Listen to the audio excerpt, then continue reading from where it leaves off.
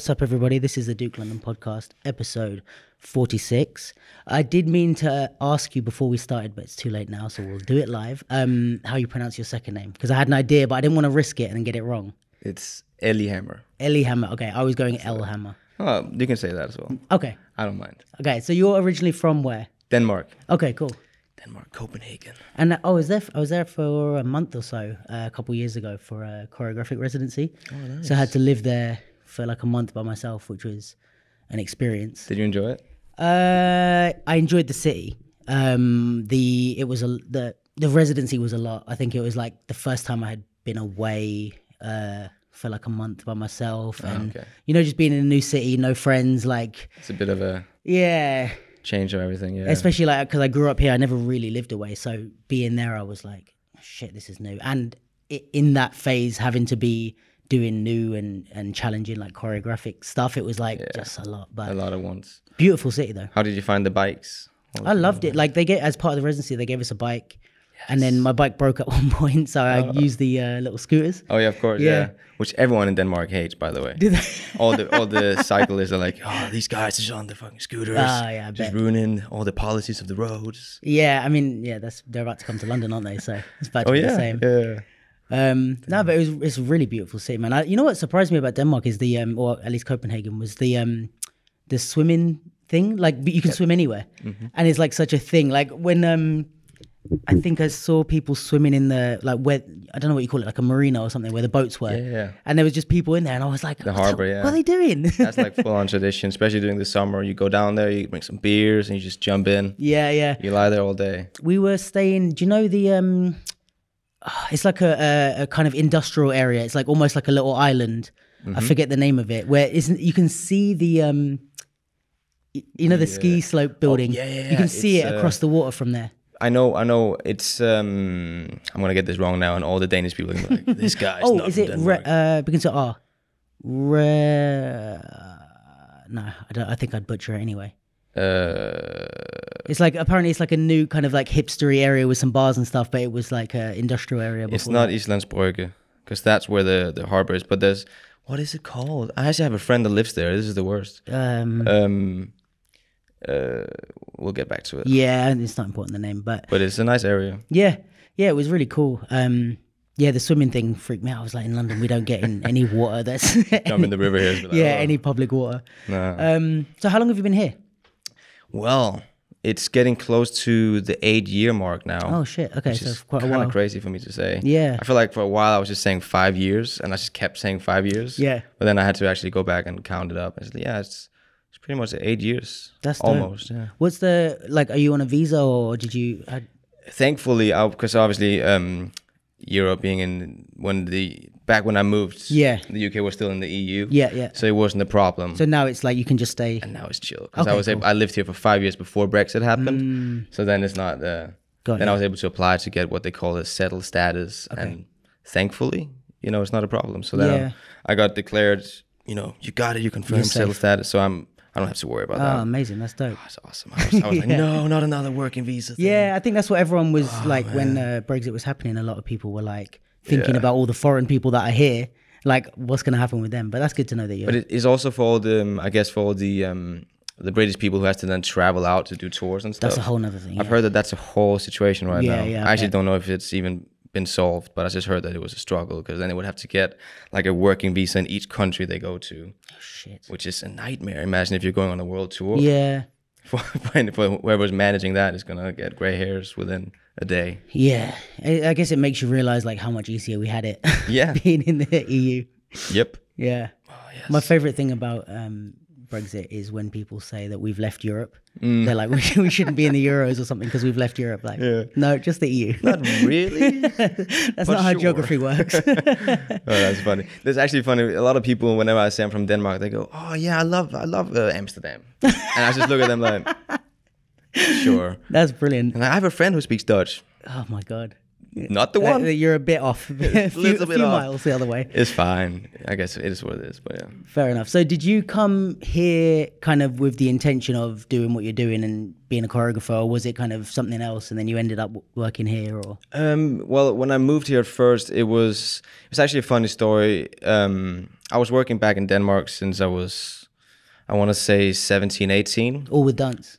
All with dance, yeah. It was pretty much, in Denmark, there's a lot of hip-hop theater, I guess you can call it. Yeah. Not really hip-hop theater, but it's very mixed of different styles, which is fantastic. So that's sort of the background I came from, which then transitioned into more commercial work, tours and stuff. And then some of my friends were decided to go to London and take the dancer audition for X Factor back then. And I figured, why not? Let me just give it a shot. Ended up, successfully booking that, which was great. But at the time, I was so green in the industry, especially in London. I didn't know how anything worked. And, they book you on a weekly basis. I didn't know that actually. Which is like, you if you make it all the way to the end, great. It's like, oh, you made it. But then they'll book you for whenever it works out in that week, whatever creative theme works, or however many dancers they need. And since I still lived in Denmark at the time, it was a nightmare because I had to travel back and forth, and I would be sitting on like Fridays waiting to get a confirmation, and they go, okay, confirmed, then book a flight, and then. So you audition at first for the whole thing, or just for that first week? For the whole thing. So you don't have to re-audition? No. Okay. So essentially, the audition is for the whole period. Yeah, right. And then if you get all the way to the end, they can hire you for all the weeks. Right. Which is essentially. But so then I got to know a lot of great people, but it was. I think I did it like 8 out of 10 weeks, which was great. And I got to know a lot of great people like Jonathan Bishop and obviously Cisco I got to know because he was choreographing it. And that sort of made me more curious about the London community. And then I moved the next year. Oh, wow. Yeah. Did you have any, was it just kind of that one experience that you were like, it kind of confirmed like, all right, I can book work here and I'll be good if I move? That kind of thing? It was more, it was like, let me try to push myself out of my comfort zone at the time. When I moved, I felt like there was a lot of things in Denmark that I had accomplished already, and I just feel like it was the next step. Yeah.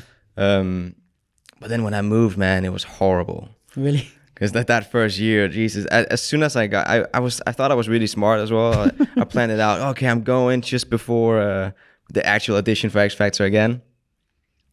And I prepared myself mentally, and then I walk on the road like a stupid Danish guy, and I roll my ankle.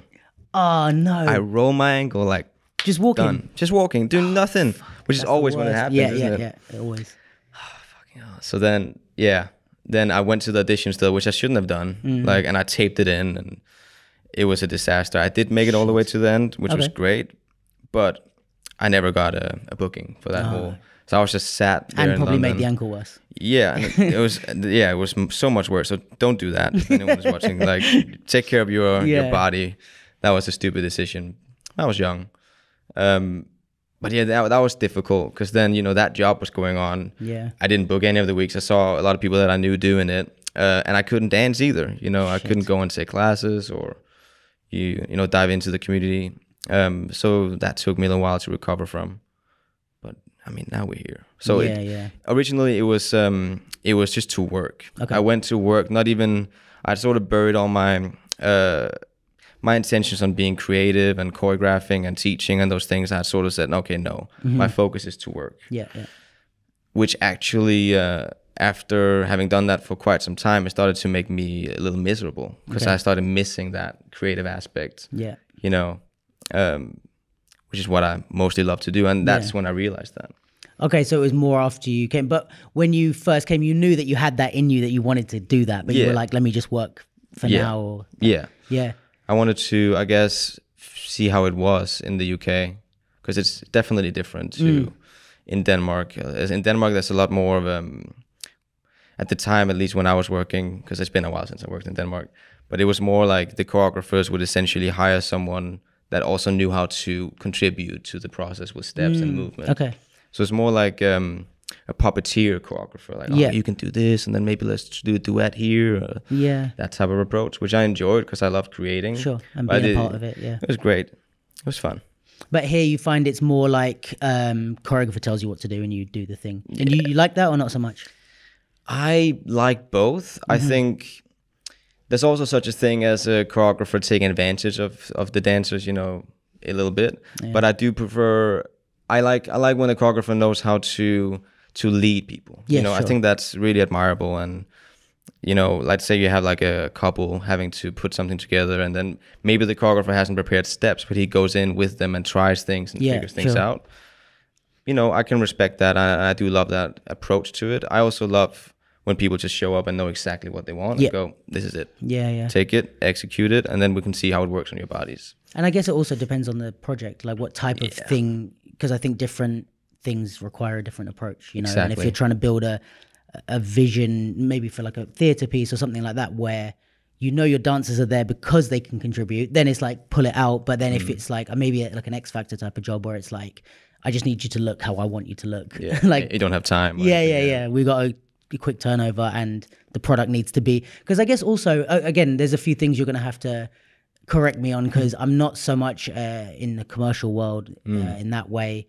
And it's been a long time since I've been considered myself a part of the choreography world. But with the type of like X Factor and these type of more, in air quotes, commercial jobs, is there some type of thing where I guess the choreographer is also trying to like create some sort of brand for themselves or something? And it's like, say with like Paris doing the Rihanna thing, right? It's like, we know that she did it. So it's like that Rihanna show, she can't really do too much of like, give me your insight, because this needs to look and feel like a Paris thing. Yeah. So that that brand doesn't get, how do you call it? Like muddied, I guess, like with other ideas. And it's like, someone could be like, oh, I didn't like that bit, but that's going to end up on her plate. Rather than it being like, no, it was collaborative. Yeah. Is there that type of like branding thing in mind, do you think? I think some places, yes. I mean, I do appreciate when a choreographer are being hired to actually bring their own individuality to the table. Sure. Because sometimes I actually think it can get, not all the times, but sometimes in, especially I've seen it in the UK, it can get very textbook. You know, it's almost like I look at a lot of things and I go, I don't know who choreographed that. It could be anyone really, because I can't really clarify the style of the choices. It's kind of generic. It's just background. It's something that happens in the background. It's the typical, you know, the typical. Sorry, you can't see that if you're listening, but I did some shapes and some crosses with my arm.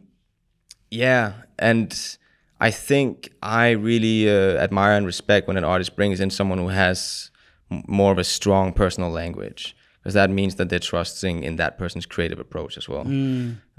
Rather than, I think, in a lot of TV, it's more like, okay, we need something that looks like what we are used to seeing. Yeah. And that's a bit of a shame, I think. It's not really... and I guess it's less of a gamble, because, like, while people might not love it, they also probably, like, you know, like art that isn't loved or hated, it's kind of just there, but it's like, we'll take just there because it's a safe bet, and, you know, we don't want people complaining or whereas I guess certain projects, if they're willing to take the risk because the creativity paying off is the thing that they're banking on or paying for.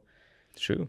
I mean, you look at, you know, Marty Kudelka, Justin Timberlake, which obviously was like a choice, and that has shaped how everyone perceives Justin Timberlake as an artist. So I really love when I'm seeing that. And like you mentioned with Paris and Rihanna, and there's a lot of good examples of it, but do you think there's again, I'm going to use you to like ask you all my theories, and then go, and you can tell me, you know, you're talking shit or it's true.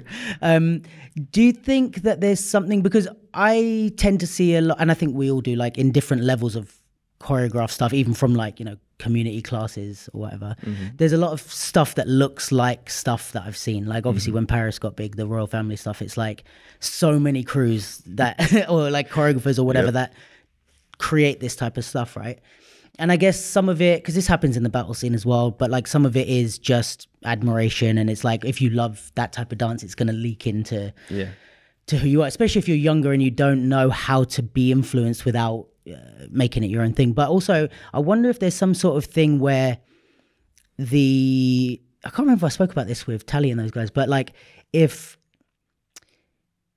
we want, like if I'm a exec or someone with money, I see Paris doing the Rihanna, the Fenty show. And I want something that feels like that, but I can't afford her.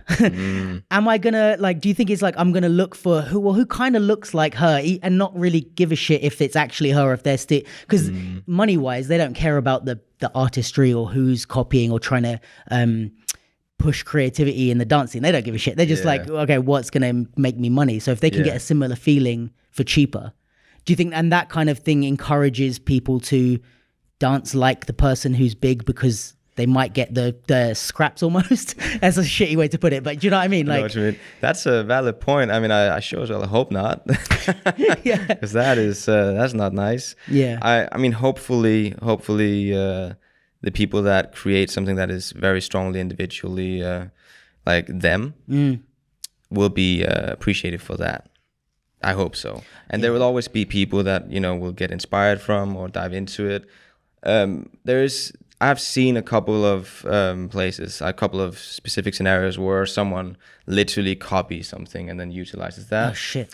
But usually nowadays that always gets called out. Okay. Yeah. Because we live in a day with social media and I guess it's good that it gets called out. Yeah. You know, because that's not all right. When it comes down to a specific style or like a specific approach to movement, it's an interesting question. I'm sure that maybe there's people who's like trying to be smart about it and goes, I'm gonna copy that. I'm gonna do that little X right there and make it look like that.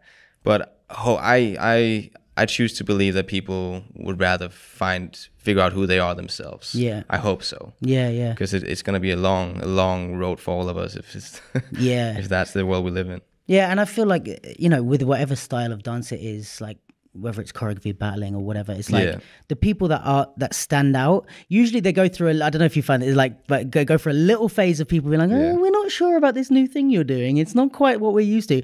And then on the other side of that, I find is success. Yeah. Like, it's the people that are like doubted not doubted, but like, you're doing something a bit different. Let's give it some time. And then it's like, oh, we want you for everything. Yeah. Like, it's very true. And I agree with that. I mean, I felt that a little bit when I was first figuring out what my movement was about. Like in the beginning, a lot of people were like, what is that? What is that? That's a bit crazy.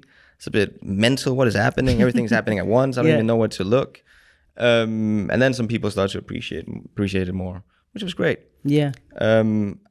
I guess you should just have, like, for most of the people, I think it's important to just really take the time to figure out who they are. And the best way to do that is by, you know, training in all the different styles there is, not isolating yourself to one specific type of movement. I'm lucky I came from, I took the one education back in Denmark who sort of introduced me to a lot of those styles. Sick. Which was great, you know, a bit of everything. Yeah, I even had some ballet in there. Nice. You know, some house. You obviously had the hip hop, you know, some jazz, flow work, all the good things. And that helped me figure out who I was. But I think what we should encourage more is actually educations and platforms who are, you know, pushing students to figure out who they are creatively, like giving them creative tasks, giving them all the tools so they know where things come from, but then also trying to, you know, dive into their own creative minds and have the time and the space to do that. Yeah. Which I was lucky enough to have been given in that process. Yeah. I've always put steps together. It's always been my passion since I started teaching when I was 15. Really badly though, horrible teacher. Like the worst teacher. Just there for selfish reasons, like, yeah, I like this move, let me teach it. Yeah. Then you live and you learn, hey. But I think, I'm grateful for that in that education I took in Denmark.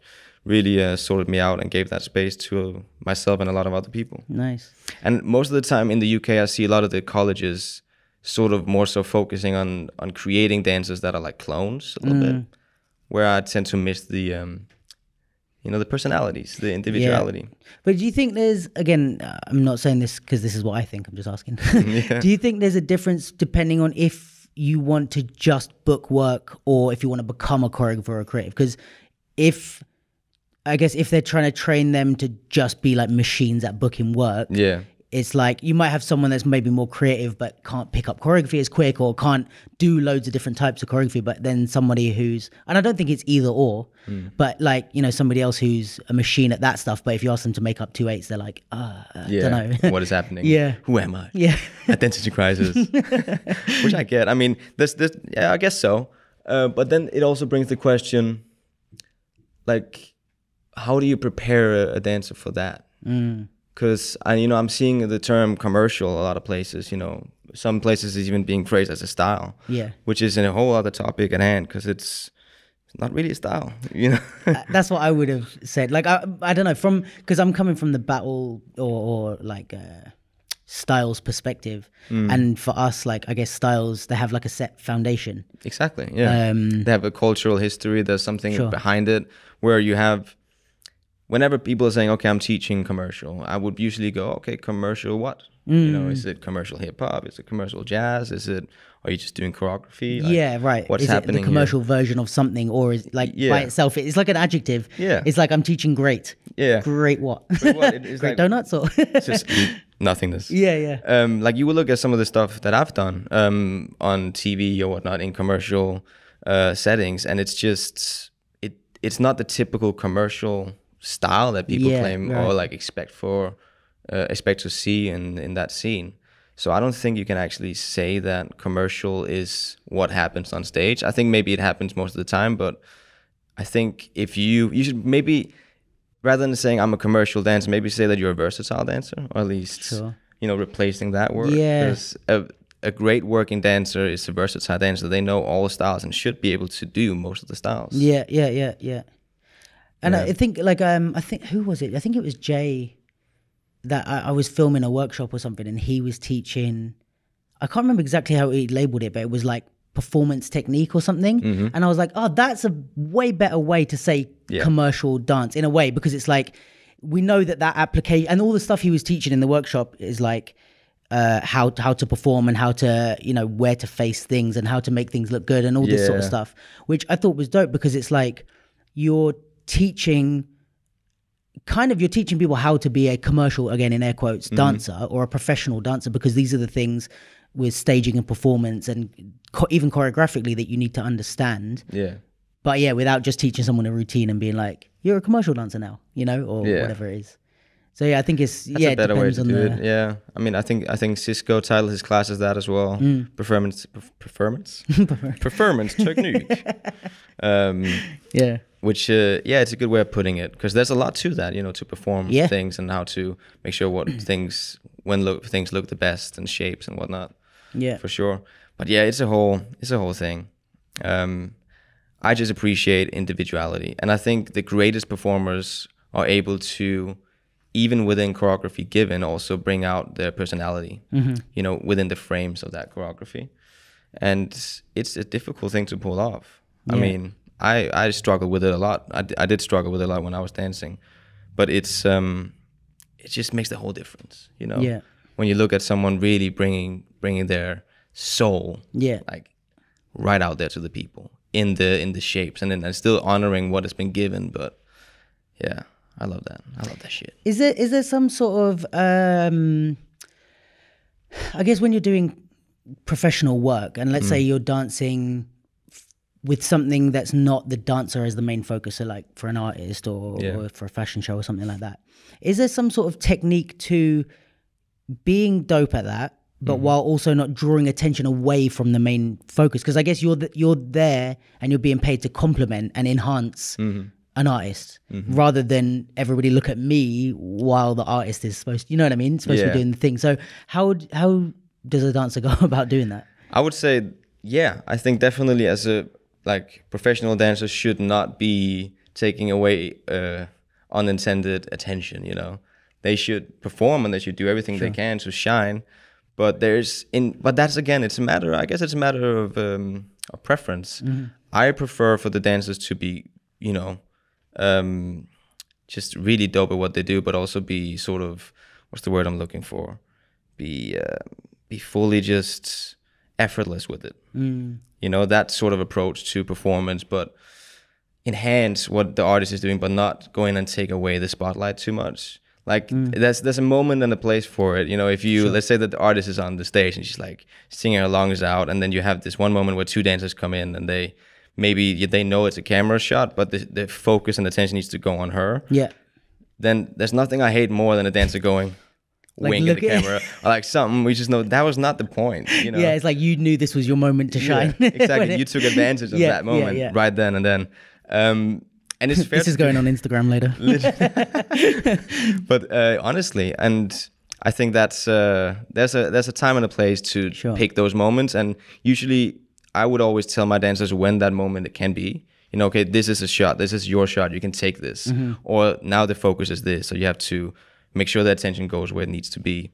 Would you be pissed if you were directing and somebody did something like that? I would be annoyed. Yeah. I would feel like it's a bit out of place. It's it's an ego thing. Maybe it's like maybe look at the overall, like the bigger picture. Sure. That's where I usually come from when I work. I'm all about the bigger picture on things. Like, how does it work? How are we enhancing whatever we're trying to accomplish with the artist? Is it a universe? Is it a specific story we're telling? Yeah. What's the main goal here? Not what can you get out of this? You know. True. And I guess it's also maybe a choreographic thing as opposed to just like if the choreography is set up to enhance the artist, the dancers should be able to maybe, as long as they execute, it should do its own work, I guess. Exactly. Yeah, man. I mean, but I've seen some funny things, and I've also, you know, it happens. It happens quite frequently, I would say. What, that dancers that want to still they just take it, you know. And maybe it's because it could also be that it hasn't been communicated properly from the choreographer, so it may not be on the dancers. Maybe they're just going, okay, I'm going to make everything I can from this moment, which is also completely, you know, I understand that. But I do think it should be communicated in order to get the best result, because otherwise sometimes it just won't make sense. And that's when you get the awkward moments of the dancer that is like, and then everyone else is looking that way. Or whatever it may be. Yeah, I did. Like, I haven't seen, maybe, I don't know, with Jay's performance technique or those type of classes, but one thing I notice about, I guess, like, commercial choreo, whatever we want to call it, that type of dancers, as opposed to people in the battle scene, is they're so good at dancing on camera. And I speak about this with a lot of people, like younger dancers, because the thing with battle styles is they're very, like, let's say like popping, breaking, stuff like that. They look sick. So it does happen a lot that they get hired for jobs and stuff, and like, okay, you're a great breaker, go on stage, and you know, you might do choreo, but you might also do a solo or whatever. But it's like, I know people that are really great freestylers and battlers, but they just, no matter when you take a picture of them, they look like shit. And it's like, I'm saying that being a photographer as well. So it's like, I'm like, there's some people I'm like, I took like 50 shots of you and they're all crap. But like, I think and then, you know, I'll go to like a class or something and I could like sneeze while I'm taking a picture, and then the shots, like all the dancers look perfect. I'm like, how the fuck? It's like that, what's that movie called? With the blue steel, what's it called? Oh, Zoolander. Yeah. No matter when you say it, it's like, it's just that. That's what it feels like. But it's like, I think there's a skill to being able to execute your stuff and not have your face like all twisted up. And I guess there's a certain element of, you know, if something takes effort, your face is going to show that a bit. But it's about how to make that look presentable on camera. And I think it's something that I've said to younger dancers, that it's like, even as a battler, if you understand how to dance on camera, understand how to dance on stage, and for a photographer, because that might be part of the shoot, is that you need to do a solo while we take pictures, and you might be doing stuff like, let's say, just for an example, like with popping, the hit looks really cool. It's a nice illusion. It looks like shit in pictures. The hit, like if you hit in pictures, we can't see it because it's a momentary thing. So now if I'm taking pictures of you as a popper, you've got to show me shapes and movement and different things like that. And if you're just used to being like, I can hit the hardest and I can do this, you're not useless, but close to useless in a photo shoot, you know? So I think it's like these type of things that we definitely don't have a lot of education set up about. But is that something that's like, is it kind of like an unwritten thing that people just get from experience? Or is there people that outright like, here's how you dance on camera? Or? I was never actually, no one taught me that. It was something I learned by working. Okay. But I did learn, I mean, I've heard that, I think it was actually Cisco who told me, like, I think he mentioned the oohs and the ahs or something. It's a bit easier for boys, I guess, from time to time, because you can either, like, what is it? You can either just have the casual face, which is like just the smoky eyes, whatever, and that could go with anything. Yeah. Or then you can always express, like, if you're doing like, ooh, ah, you can do those type of things, and it can sort of enhance your breathing through it as well. But for me, I was taught how to do that on work. Because in the beginning, I did not know. I was just always like a breathing goat. I was like throughout anything I did. And then did they kind of give you tips on that? Like, hey guys, your faces look like shit. Like, yeah, I was told. Okay. People pointed it out. They were like, nah, figure that out. Okay. And you just had to find something that worked on the job. Yeah. And I think maybe it was a Sean Niles or someone who helped me out with that and just told me, Nice. maybe do it like this or think about that. And then you just, and maybe I guess for a lot of commercial dancers, they also, hopefully they also study the people that are performing, right. Already, like the ones that are on tours. And you can tell like what they are essentially doing as they're performing it. Right. So with anything, it's about doing your homework, even when you're not, taking class or going somewhere to be taught. Yeah. For sure. I mean, but I was always, I never really worried about those things because originally my first class I ever took was actually breaking. It's the first style I dived into, and I started out just doing that. That was my first sort of approach to dance, was the freedom of just, obviously it being a battle genre. So that was what I loved doing, and it was just like this place where I could go and go crazy. Nice. Yeah. I don't know if I was on beat or anything, but I went crazy. It was like, just a lot of things happening, very, very fast movement. And I did not think about my face then at all, more so how I felt. Yeah. But I guess to me, the whole performance and the facials and whatnot, it can also be too much. I'm going to say this, and I'm not going to let you say this. It's me that's saying this for everyone listening. I saw a clip of Paris Goebel's, the masterclass thing, where she was doing the face. And for me, I was like, this seems way too much. I'm sure there's like many applications of that. But for me, like that's something that turns me way off watching any performance. Like even just as not a dancer, as like just a person, like when the dancers are really like doing their faces, for me, I'm like, it reminds me of like, kind of like TikTok, like with this just over expression. And it's like, for me, it crosses that line of, it's like if an actor, when the actors overact, it's like someone died and they're like, what? Like a soap opera. It kind of feels like almost like soap opera dancing to me. That was great, by the way. Thank you. I'll remember that. I'm a professional. But yeah, I think like, the line crosses, but do you have like I don't know, like I guess like a concrete where it crosses the line, or, if there's points where you would or wouldn't encourage more facials, or do you just tell your dancers like what comes naturally? It's like a preference thing. Sure. For me, I prefer for dancers to emphasize what they are feeling when they're performing. Right. So it comes from a real place. It comes from the real place. Oh, yeah. I could sometimes say, okay, this is a happy song, so I really need you guys to tune into something a bit more positive. Sure. Rather than something like you're about to murder someone on stage. Yeah. But it's more so guidelines. I prefer for it to be genuine, and I always feel like when people have facials that work, it's because it seems genuine. You can tell that, okay, it's coming, it's like an extension of his movement, of the movement that is happening. And that's what I love. Yeah. And that's also a way to get the personality out. Then you can actually see who's performing, and it's not, it's not like a template or whatever. It's like not like a textbook. How do we do facials when we dance? Yeah. Which I agree. Sometimes it can look like overacting. Yeah. And then it just doesn't hit you in that sweet spot. Yeah, I think so. Like, especially for me, it really comes across in the, like, in air quotes, like sexy pieces or moves or whatever, when it's like, this is way too, I don't find this sexy anymore because it's so like, it's so over the top. It's like almost burlesque. You know what I mean? Yeah. But almost get freaky. They're like, okay. Yeah, whoa, damn. Yeah. I agree with that. I think I'm trying to think of a lot of parallels with the battle stuff, but I think for us, it's the balance more than the performance and the emotion.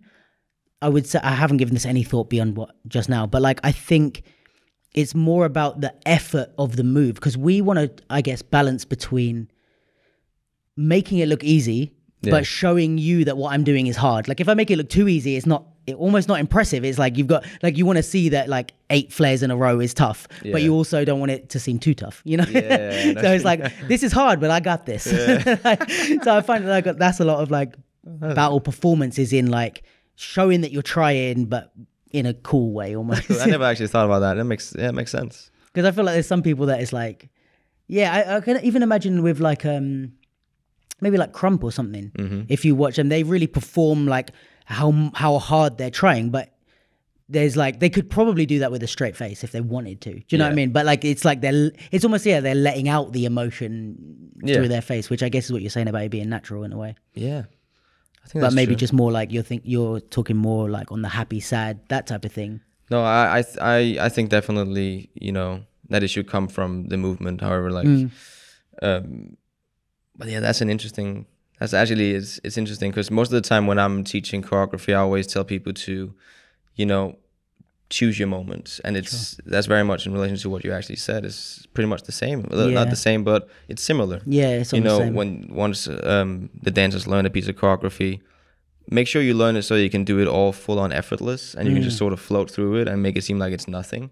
But then pick the moments where you actually emphasize that was difficult, or that you owned that moment, or like make choices, make creative choices as you are performing, and make sure that those choices are yours. You know, it's not, I don't necessarily have to go and tell you this is the choice you should make. That I give you, like, you know, it's almost like I give you a drawing, and then you have to fill it out with your own colors of individuality, you know, fill it out with your personality. Yeah. And pick your moments. Yeah, I think that's super interesting, because I think, like, again, I'm speaking a lot from the battle context, and like I know, not the battle, but like the freestyle side of the scene, I'd say. Yeah. And I know a lot of what it's like to be in class and stuff, because that's where I started, was pretty much like doing classes and stuff. Yeah. But I know a lot of people misunderstand the class culture and the class community, right? Because I think people that don't do it or aren't in it think, what's the point, in a way? Because there's definitely some sort of pretentiousness from our side on that, of like, oh, but our styles are so deep and full of vocab. Like, how could you possibly do a workshop like we do? And it's like, shut up. But it's like, I think let's say in a pop-in workshop, you're going into depth with the, let's say with the history, with the how you do that, because some things you can do but do it wrong, so there's like a wrong and a right in that sense. There's ways to link it together, structure and all that sort of stuff. So I think, and often the way choreography is used in freestyle workshops is just to link together vocab moves, to be like, this is how you would use it if you were to put it into a thing. So it's usually something that's either done right at the end, just, oh, let's throw some crap together that we did, or it's when the classes are like, the students aren't to a level where we're going to go into depth with the technique. We're just going to teach you, you know, like when you teach kids, you teach them a little break-in routine or whatever, you know, you're not going to, you know, go into depth for 3 hours about how to do a flare. But so I think a lot of people see the entire choreography world through that lens of like, oh, this is just something that we throw together some steps. Why are you guys doing that and going every week? Like, what do you get out of it? And again, I'm not saying this because I don't know. I'm saying this for people listening. But like, if you could describe kind of like the class community and like what, not only like what makes up a good teacher and a good class, but like what people get out of that thing as because it is a community. It's not just something you go to just gain knowledge and leave. It's like people enjoy it. They do it as a hobby. They go and I was actually talking about this the other day, but like, you know, it's like a whole thing, a whole experience that people get. So like, could you like kind of walk me through, or people through, what? Yeah. I mean, I think at the end of the day, it comes down to, it's a huge topic. I think it comes down to what you're teaching and what kind of teacher it is. Because obviously if you're teaching a specific style, then I think it is crucially important, like you said, to dive into the history, the culture, the techniques, all the specific foundations, and how to piece them together and all of that. And I think those are the classes that are obviously the most important, because that's what we're building on, you know, in order to then continue to build, like within choreography, most of the people are inspired from different styles. So, you know, they know different styles and they include them in their choreography process. Myself included, is building on a lot of different styles. I guess class culture nowadays, it's a mixed bag. You know, you've got I always talk. Whenever this topic comes up, it always ends with like the whole social media approach, because that's where we're at in our nowadays. That's one of the it's changed a lot for the industry, I know. And I think a lot of people, when a lot of students, what I tell to the people that take my intensives, or just students that are regulars in my classes, I always tell them to take at least, you know, let's say you take one class that you're fully comfortable in. Something that you go to that class to have fun and, you know, just, you know, have a blast. You know, you're going to be safe. You know, you might be getting your video at the end of the class if that's happening.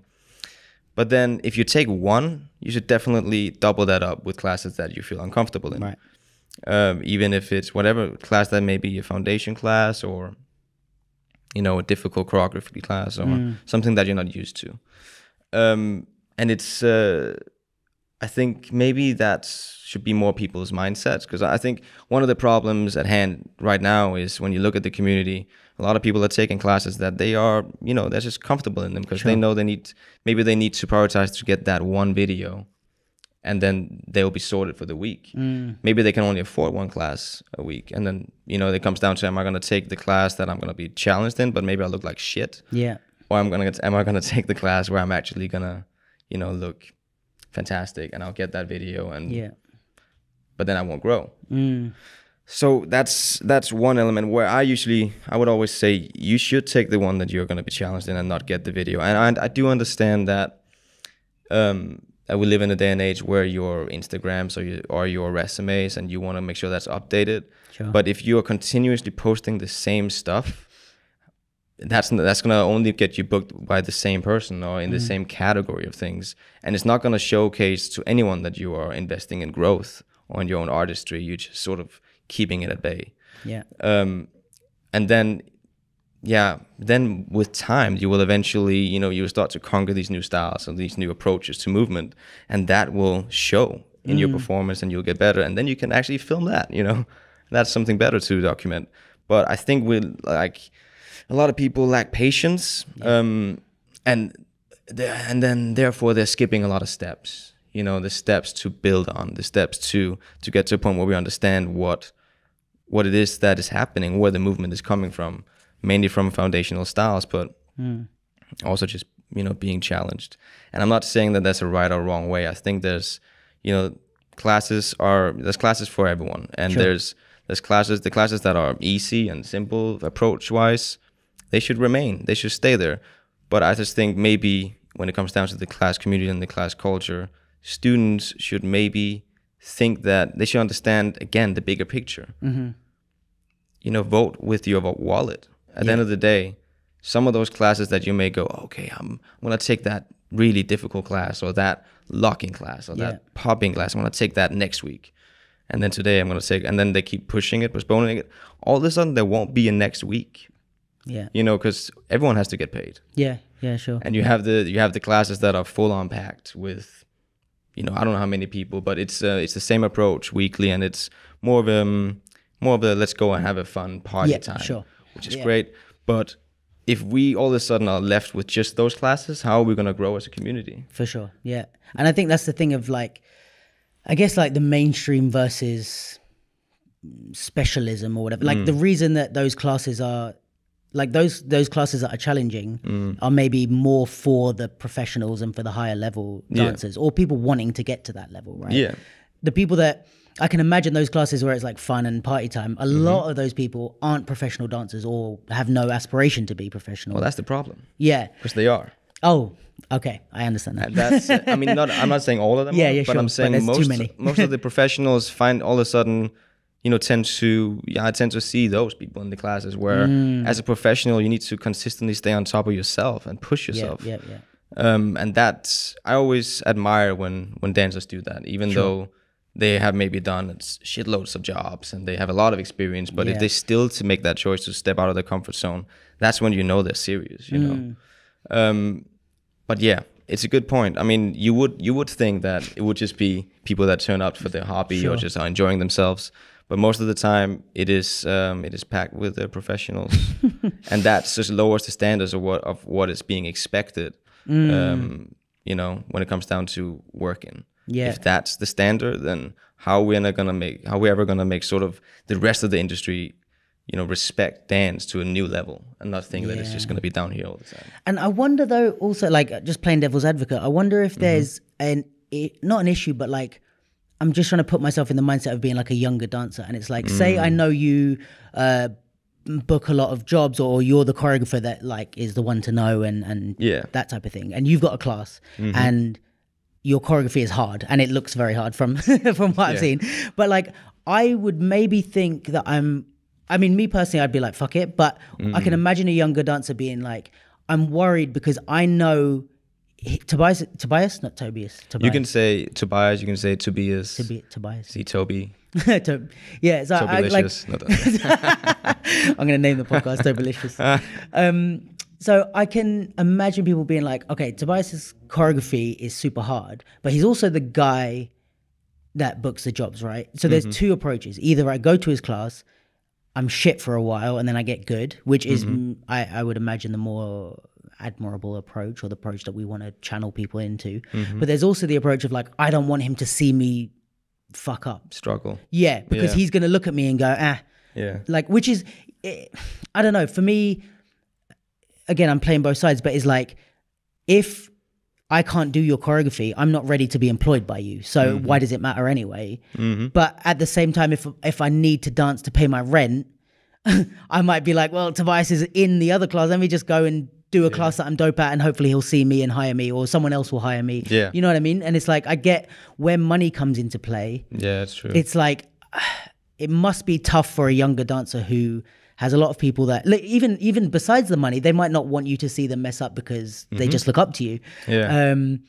And that's, you know, that's a powerful, I guess, like drug in itself, the admiration thing of how it can throw you off. But then add into that, you know, you need to find a way to get paid, and we're saying, go and die in someone's class. But I think it's a long-term vision, and I think that's what, in general, younger people lack. And I sound like a fucking old man saying that, but I feel like I sound like an old man as well. But it's true though. When I was 18, I was the same. It's like, you only think 4 months. Like, I remember when I first started doing choreo when I was like 18, I think.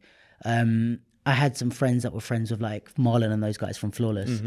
And I don't know if this is true, but the friend told me, did you know, like, when Flawless first started, they didn't perform for like a whole year, and they just trained for a year to like get their shit together, right? And at the time I was like, whoa, they trained for an entire year before they did a performance? And I'm like, now I'm like, that's nothing. Like, exactly. Like, you might go a year in between like stuff if you're training a new style or whatever, and it's like, that just, now I'm like, well, that's just smart. Investment. Like, you make a new crew, you spend about a year getting to know each other, learn each other's choreography, all that. But I think my point was, like, at that time I was so short-sighted. I was like, a year is way too long. Everything changes in a year. But I guess it's like, you know, just because you're not ready to work, in this analogy of like me coming to your class and not being ready, it's like, just wait. Just get better, take your time, improve, and then when you're there, you'll be ready to work. And, you know, there's other ways to make money, especially in London. Honestly, I think you're completely right. I understand people's approach like that. I understand why you would be, I don't want to go because he's gonna see me struggle. I'm gonna look shit and But it comes down to that same thing. It's just patience. Sure. You know, and how much do you want to invest your time? Like, there's a lot of people who came to my classes and they were struggling. You know, and it's mostly, I'm not gonna lie, it's always a struggle the first time you take it. It's always gonna be when you do anything new. But consistency is key, and patience is key. And a lot of those people, those very same people, have been doing a lot of work for me afterwards. Maybe it went 6 months, maybe 2 months, maybe 1 month. You can't really set a time limit on it. But for me, what I value is when I see people, you know, investing themselves, like, consistently. Because I would imagine, as a choreographer or anyone hiring anyone, to be honest, you are also looking for character alongside skill. So if it's like skill, but you just showed up the first time, it's like, all right, you're dope, but I don't know anything about you. Yeah, that's true. Versus now you're dope, but I've seen you for the last 3 years and you hustle. That's what I want on my team, you know? Exactly.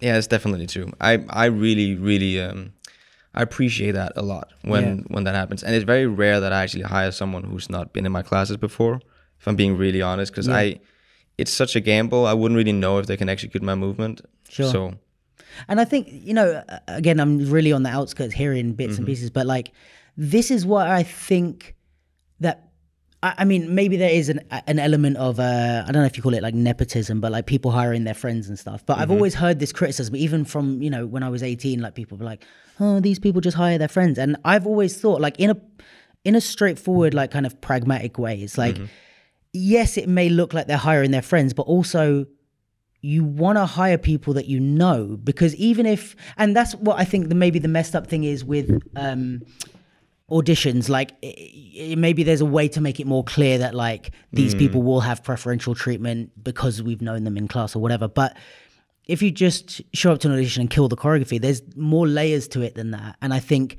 what you want is to know that someone's going to turn up to rehearsals on time, someone that's going to behave professionally on set, someone that's going to not shit themselves the first time they see the audience. Like, I'm just imagining things, but like, those are only things you can know from experience. So even if you've auditioned and killed the audition and someone else who knows the choreographer gets it, it might not be just like, oh yeah, let's give the money to all our friends. It might be, I need people I can trust. And as a choreographer, I would assume your reputation is on the line the same as the dancers. So you can't afford to risk on someone new and have them do some stupid shit, you know, show up high or something on set and then or whatever, be late or whatever it is. And so you're, in a way, I kind of get how that works, where you're like, I need people. Like, if, you know, as a photographer or a videographer, if someone asks me, can you recommend a friend? Like, if I can't do a job and they're like, well, can you recommend someone? I'm only recommending people I can trust. Of course, people that are good, but if you're good and I don't know anything about you, I'm like, I can't recommend you and then you don't show up, or you know, do something crazy and they're like, why did you recommend us this person? You know? Yeah. So I think, I don't know, like have you heard that this type of thing of the nepotism-esque type of? I've heard it. And you know, I think, honestly, to me, it's always about, number one is talent. Of course, talent is one thing. Yeah. But for me, it's also, are you a good person? Sure. You know, are you a team player? Are you there not just, you know, are you there for the right reasons? Yeah. And are you going to help people who would struggle next to you? Are you professional? Are you going to be there on time? Are you, like, all those different things, they really play into the decision process of booking and hiring someone. And, you know, it's not, I wouldn't say like, a lot of my friends I've trained with my entire life, so I know that they are who they are. So that's obviously just great for me to know. But then thankfully you can also do such a thing as just do a quick, you know, background check on people. You know, because nowadays everyone knows everyone. And it happens a lot of time for me where I'm going, okay, this one person here, she's really dope, but I'm not too sure, you know, is she experienced enough? Has she worked enough? Does she know how to perform? And so maybe I'll hit up someone who's worked with her before and someone I trust, and then see whatever they say. So it's just important that you leave a good sort of last impression on the people you work with. 100%. It's everything. Like, just don't be late, guys. Just don't be late. Oh my God. Be professional. Be a team player. There's nothing better than when you work with people and and someone is maybe challenged by the choreography or maybe going through something, and you then see one of the dancers going, hey, let's go over it. Let's do this. It just makes me so happy, you know, and it does not happen enough, you know. So it's one of my main things. Be a team player. Be there for the right reason, and don't bring negative energy into the space. Yeah, because that can also happen quite a lot. Don't be like one of those that sits over in the corners like, I didn't get my tea on time. Whatever it is, you know. Because you're just being crappy to work with then. Yeah, what's the point? I mean, if there's something that is not all right, of course, communicate it. We'll take care of it. But it's a huge thing for me. Yeah, that you are just, you know, making sure that you keep things down to earth. But I think, for me, it's also something that choreographers need to remember, because a lot of choreographers who comes in and, you know, and they're working and maybe they feel like they need to enhance themselves or blow themselves up and put on some sort of persona. I think if you treat your people with respect, you're gonna be treated with respect. Yeah. So it's like it goes both ways. Yeah, I think like, I mean, in every area and every discipline, but like there's people who maybe they've got themselves into a position that maybe their skill set doesn't not deserve, but you know what I mean? Like then maybe it's an accident or something happened and now they feel insecure and they're like, oh, I need to make sure everyone knows I'm the best, even though or there might be the opposite where someone's skill set is so good, but they have no experience working with people. So they're just like, I'm just dope, but I've never had to control a room before. And now I have all these dancers that are looking at me and I like, you know, it does funny things to people.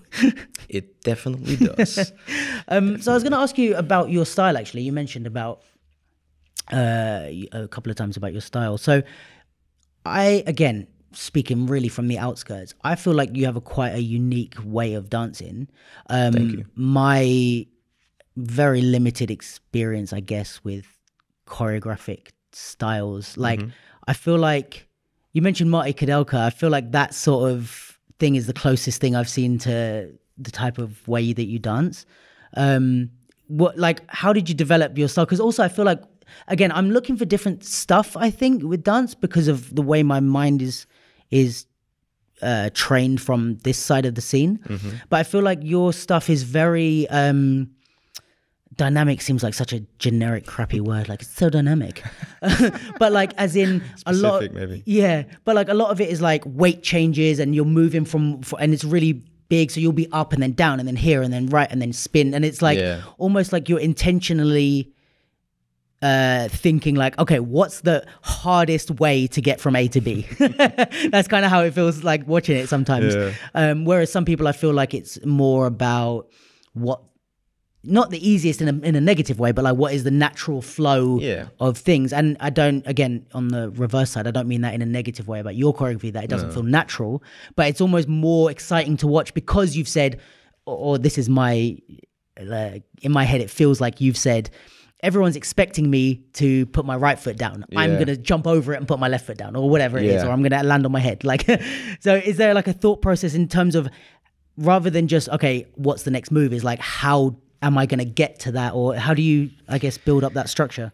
It's a great question. I mean, the structure in itself, like it always starts, for me, it always starts with, like I think for most people, it starts with the feeling. Start with the feeling and it starts with the groove. And I figure out what we're building on. Sometimes I would sit down and I would study a song for a while. And other times I would just jump right into it. Go and just pretty much freestyle, like for a couple of 8 counts, and then go, okay, that felt nice. Okay, let me see what that was. And then the next phase is for me always to add shapes to it, make sure that it works visually, so that it's not just, my feeling, but also that it works when multiple people are doing it. So I add like maybe a line, I maybe some symmetrics, whatnot. But then what I usually do is I go back and I then sort of go through the whole piece. And from time to time, there'll be a moment where I feel like that's too predictable. That's something that I've done before. This is something that I would always do. So then I deliberately dive into what would feel uncomfortable for me to do, what would feel maybe in the beginning, it does not feel organic at all. Something that is just straight up weird for my body. And it's essentially that process that has kept me, I guess it's kept me interested in it's kept me sort of interested in the process of creating, because it challenges me every single time I dive into it. Because you guess you're trying to better yourself every routine. You're like, I've done that before. Not like someone else does that. It's like, I've done this, which I think a lot of people settle into. It's like, this is what I do. Exactly, whereas you're like, no, it is what I do, but I don't want to do it. Exactly, because that keeps me alive with in my craft. It keeps me pushing in a direction where it feels like I am also consistently growing in the process of creating. The problem is, though, then it continues. Obviously, whenever I've done a new routine, I've had that process, and I've rediscovered something. And honestly, there's nothing better than when you are struggling. And I literally struggle. Sometimes I struggle for a week just to do one little phrase because I want to challenge myself to get to that point. I would hit myself in the face. I'll fall down. Eventually, whenever that happens and I get it, it's the best feeling in the world. It's like, I just accomplished something that was new for me. I discovered something new for me. And then the whole process is for me to teach how to do that, which is always a challenge. I was going to say, if it took you a week to get it. Exactly.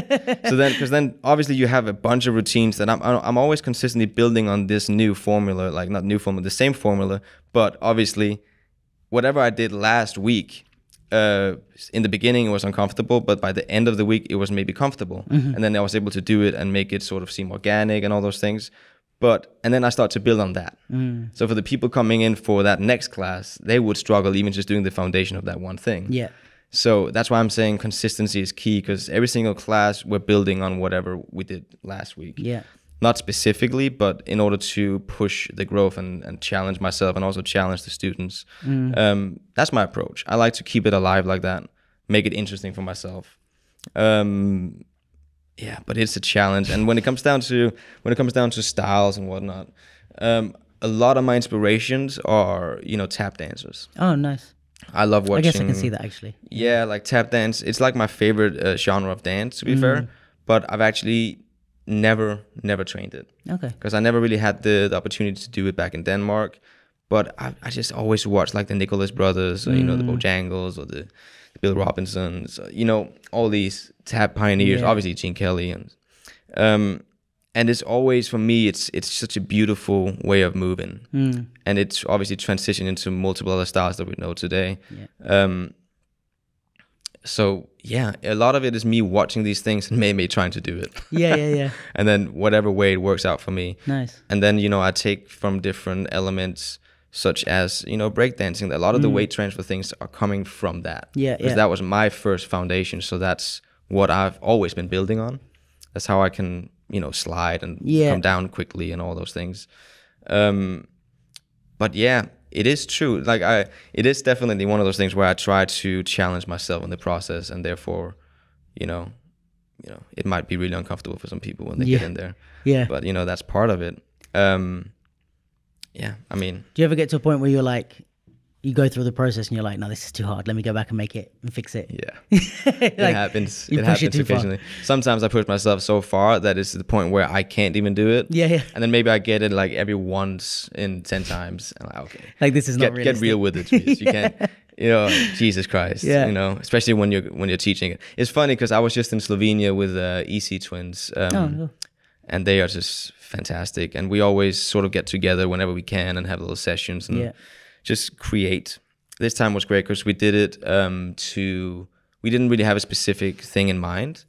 Last time we were shooting some of my videos for the vault, but this time was like, okay, let's just create. Let's just see what happens. And then we had wine and we ate food and let's go dance, and you know, one of those. So it was fantastic. But we came out with like 3 new routines, and nice. Yeah, it's I can't remember why I was saying that. What was it? What was I talking about before? Can't remember. You said it was funny because you were in Slovenia. Yeah, because of the difficult, like, the approach to the choreography and movement. I think it was yeah, I mean, whenever I'm working with them, it's essentially like there's 3 of us, you know, and we're very similar in our approach to movement. So we always have strong opinion. We always try out difficult things. That was it. So whenever we make a new routine and we finish it, we always go, great, we're never gonna teach this ever. We always have that look. We're like, yep, that sucks, but it's great. Yeah. Why wouldn't you teach it? Because it's so difficult. Oh, you know, right. You're just like, only we can do it. It's like when you realize, and sometimes we only realize that at the end. Yeah. But then it's done. But it's the process, you know. I love that. I just love diving into these new territories and trying new things. How, if you were, let's say, teaching a routine for class that you had to teach in an hour and a half, how long is it taking you to make up something like that? Like if you like go from nothing to finished, ready to teach? It would probably take me, it depends a lot. Like if it's, most of the time when it's an hour and a half, I would probably not do more than 4 counts of 8, maybe 8. And it could be something that I could do that in a day, or I could do that in 2 days. Okay. Depending on how intricate the music is and how specific I want it to be. But actually, now I prefer to teach for at least 2 hours. Okay. Because I've started to do this thing where when I'm teaching, I dive into a lot of different variations of, I guess you can call them sort of foundations in my style that I utilize a lot in my choreography. Yeah. And I do different variations of them, and I teach that to the students, sort of drilling it, getting it in their system. And then we take those grooves and we use them to travel across the floor. Nice. So they understand how to utilize the movement for traveling. And then the choreo happens. But for a lot of people, it makes it easier because they can then start to understand what we're actually sort of building on. Yeah. And then once the choreo happens, it's going to be a brain fuck no matter what. But at least they're sort of prepared for what, you know, and they have something else to take with them as well. And that was just awesome to see when I did it in my intensive. So I was able to like finally see some of these really difficult footwork things that I sometimes do. And I was able to see some of the students do that. Because you've been able to break it down and say, like, this is the foundation of how I use that. Yeah, exactly. Yeah. And just drilling it. repetition, just like 7, 8, yeah. Sweating. Oh my god, I can't feel my legs. I don't care. No, I'm not that. I'm joking. Yeah, but I guess when the routine comes, they'll be thankful. Yeah, honestly, because then all of a sudden they're like, oh yeah, I know this. That's the thing that we drilled. Yeah. So I've been enjoying that a lot. Which is why now I'm just teaching 2 hours, because the 90 minutes is just not enough, especially not an hour. Yeah, especially if you want to do a warm up as well. Yeah. And potentially groups or whatever, or show it at the end. Yeah. It's like a half an hour teaching. Yeah, I know. So, again, like, answer this as you feel comfortable. Of course. But, like, what's your... you as a professional, what makes up your professional life, I guess? Like, what's... in a like financial sense, like where is your rent money coming from, or like, you know what I mean, like what's the, is it like, okay, class is just something I do extra, but it's this type of work that is my bread and butter, or is there, if you got a little breakdown of where your professional life is split, I guess? Yeah, I mean, so I have a company which is where most of my work goes through. It's called Ellehammer Creatives, and essentially that is most of my choreography work goes through that. Also my teaching work whenever I'm teaching abroad and whatnot. So I guess you can say it's a combination of choreography, commercial work, which can be anything, but that's just coming back now, you know? Right, yeah, because of the pandemic. Like, it's been sort of a tough road on that. So I did a lot of online teaching as well during that time. But for me, it's always been the teaching and the choreography. Or it was the teaching and the dancing. It was those two things that I was sort of split between. So you're more choreographing and teaching than you are like dancing for other people at this point? Yeah. I think it's been 5 years since I actually did that. Oh, wow. Okay. So I made that decision like after a couple of years in the industry working as a commercial dancer. It was more so, I just realized that I missed creating, and I missed, you know, being able to have an opinion about the things and, you know, be a part of the process. So it was actually at the EMAs, I just finished the performance with some of my good friends, my best friend actually. And we came off stage, it was for Justin Bieber. Came off stage, it was a great experience, and we had loads of fun. But a lot of people that came off, they were crying their eyes out, like, "Oh my god!" Like, happy, happy tears.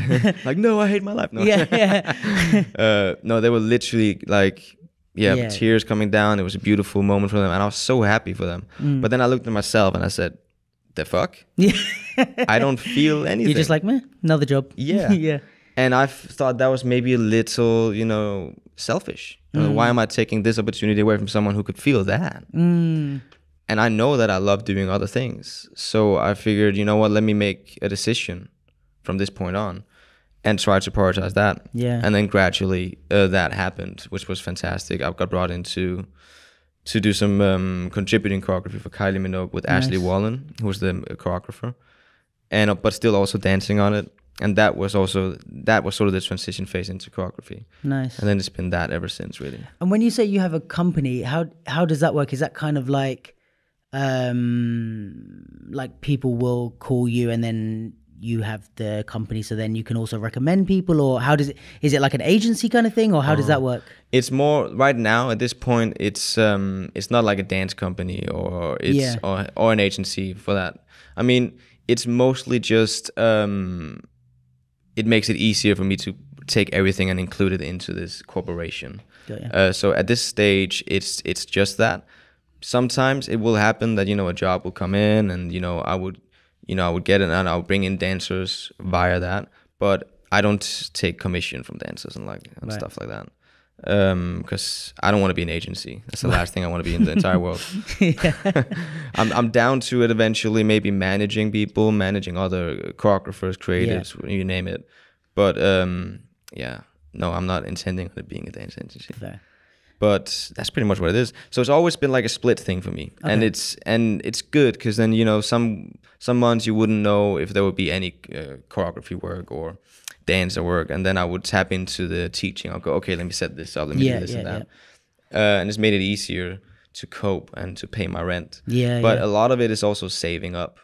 A lot of the key for me, at least, has been saving up and be very wise about money.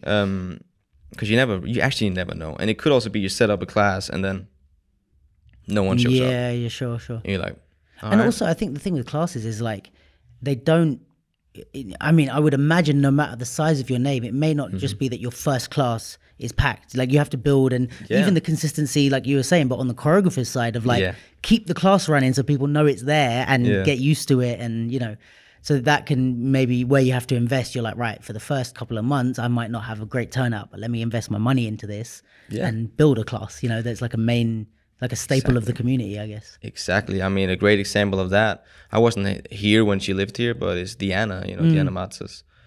I remember a lot of my friends who are also her friends told me that when she was first teaching here, there was almost no people in the class. Yeah, I think I remember, There was not a lot of people. And now you look at her, you know, it's like, talk about investment right there. Exactly, yeah. But yeah.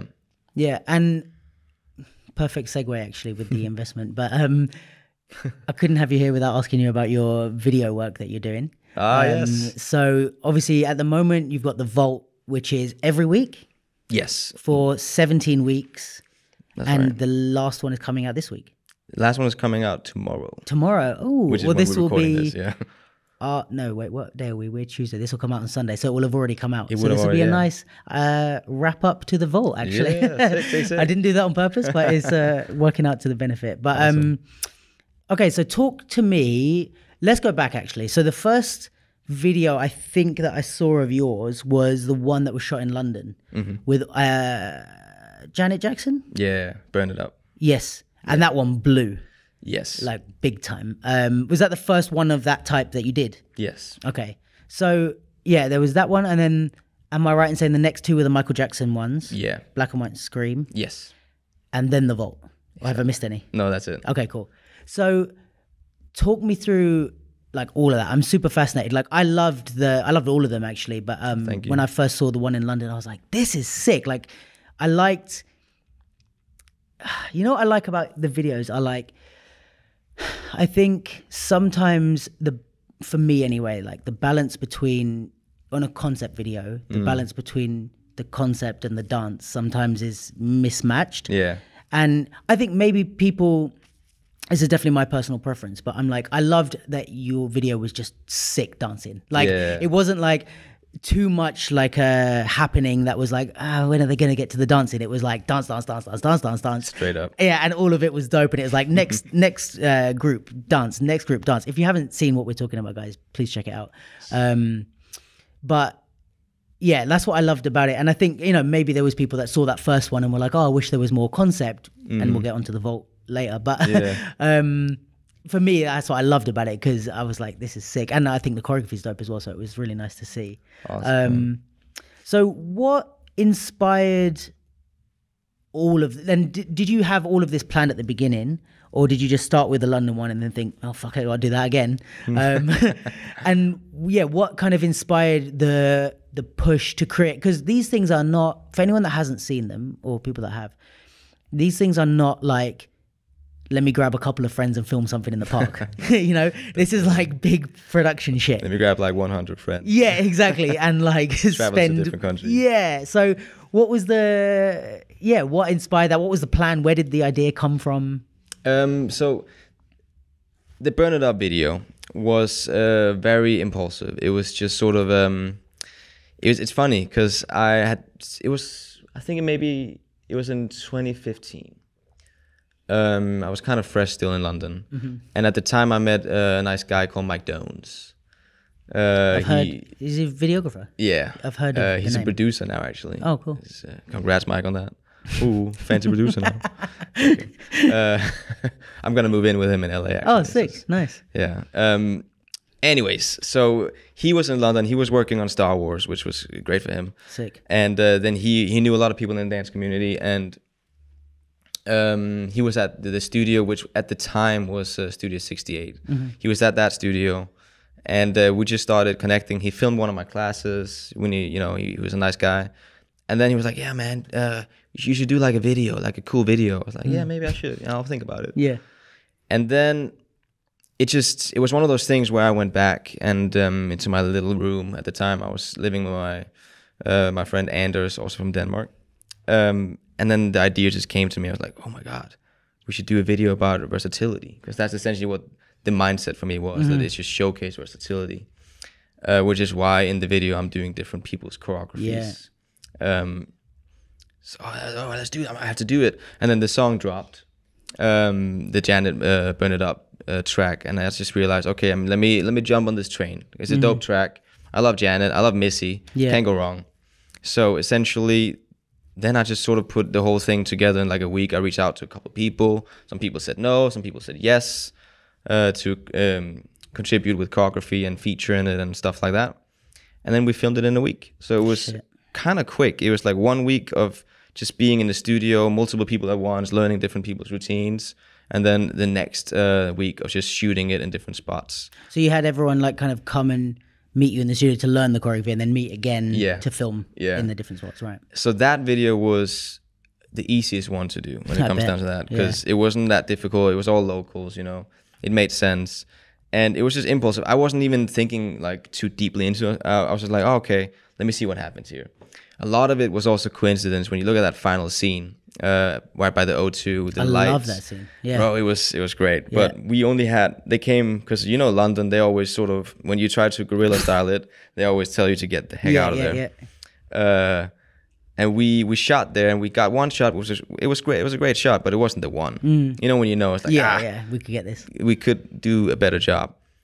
And then the security woman came over, and she was like, yeah, I'm gonna have to kick you guys out of here, but so I'm gonna look the other way, and maybe you can have one more go. I was like, yes, girl, I love you. What's your phone number?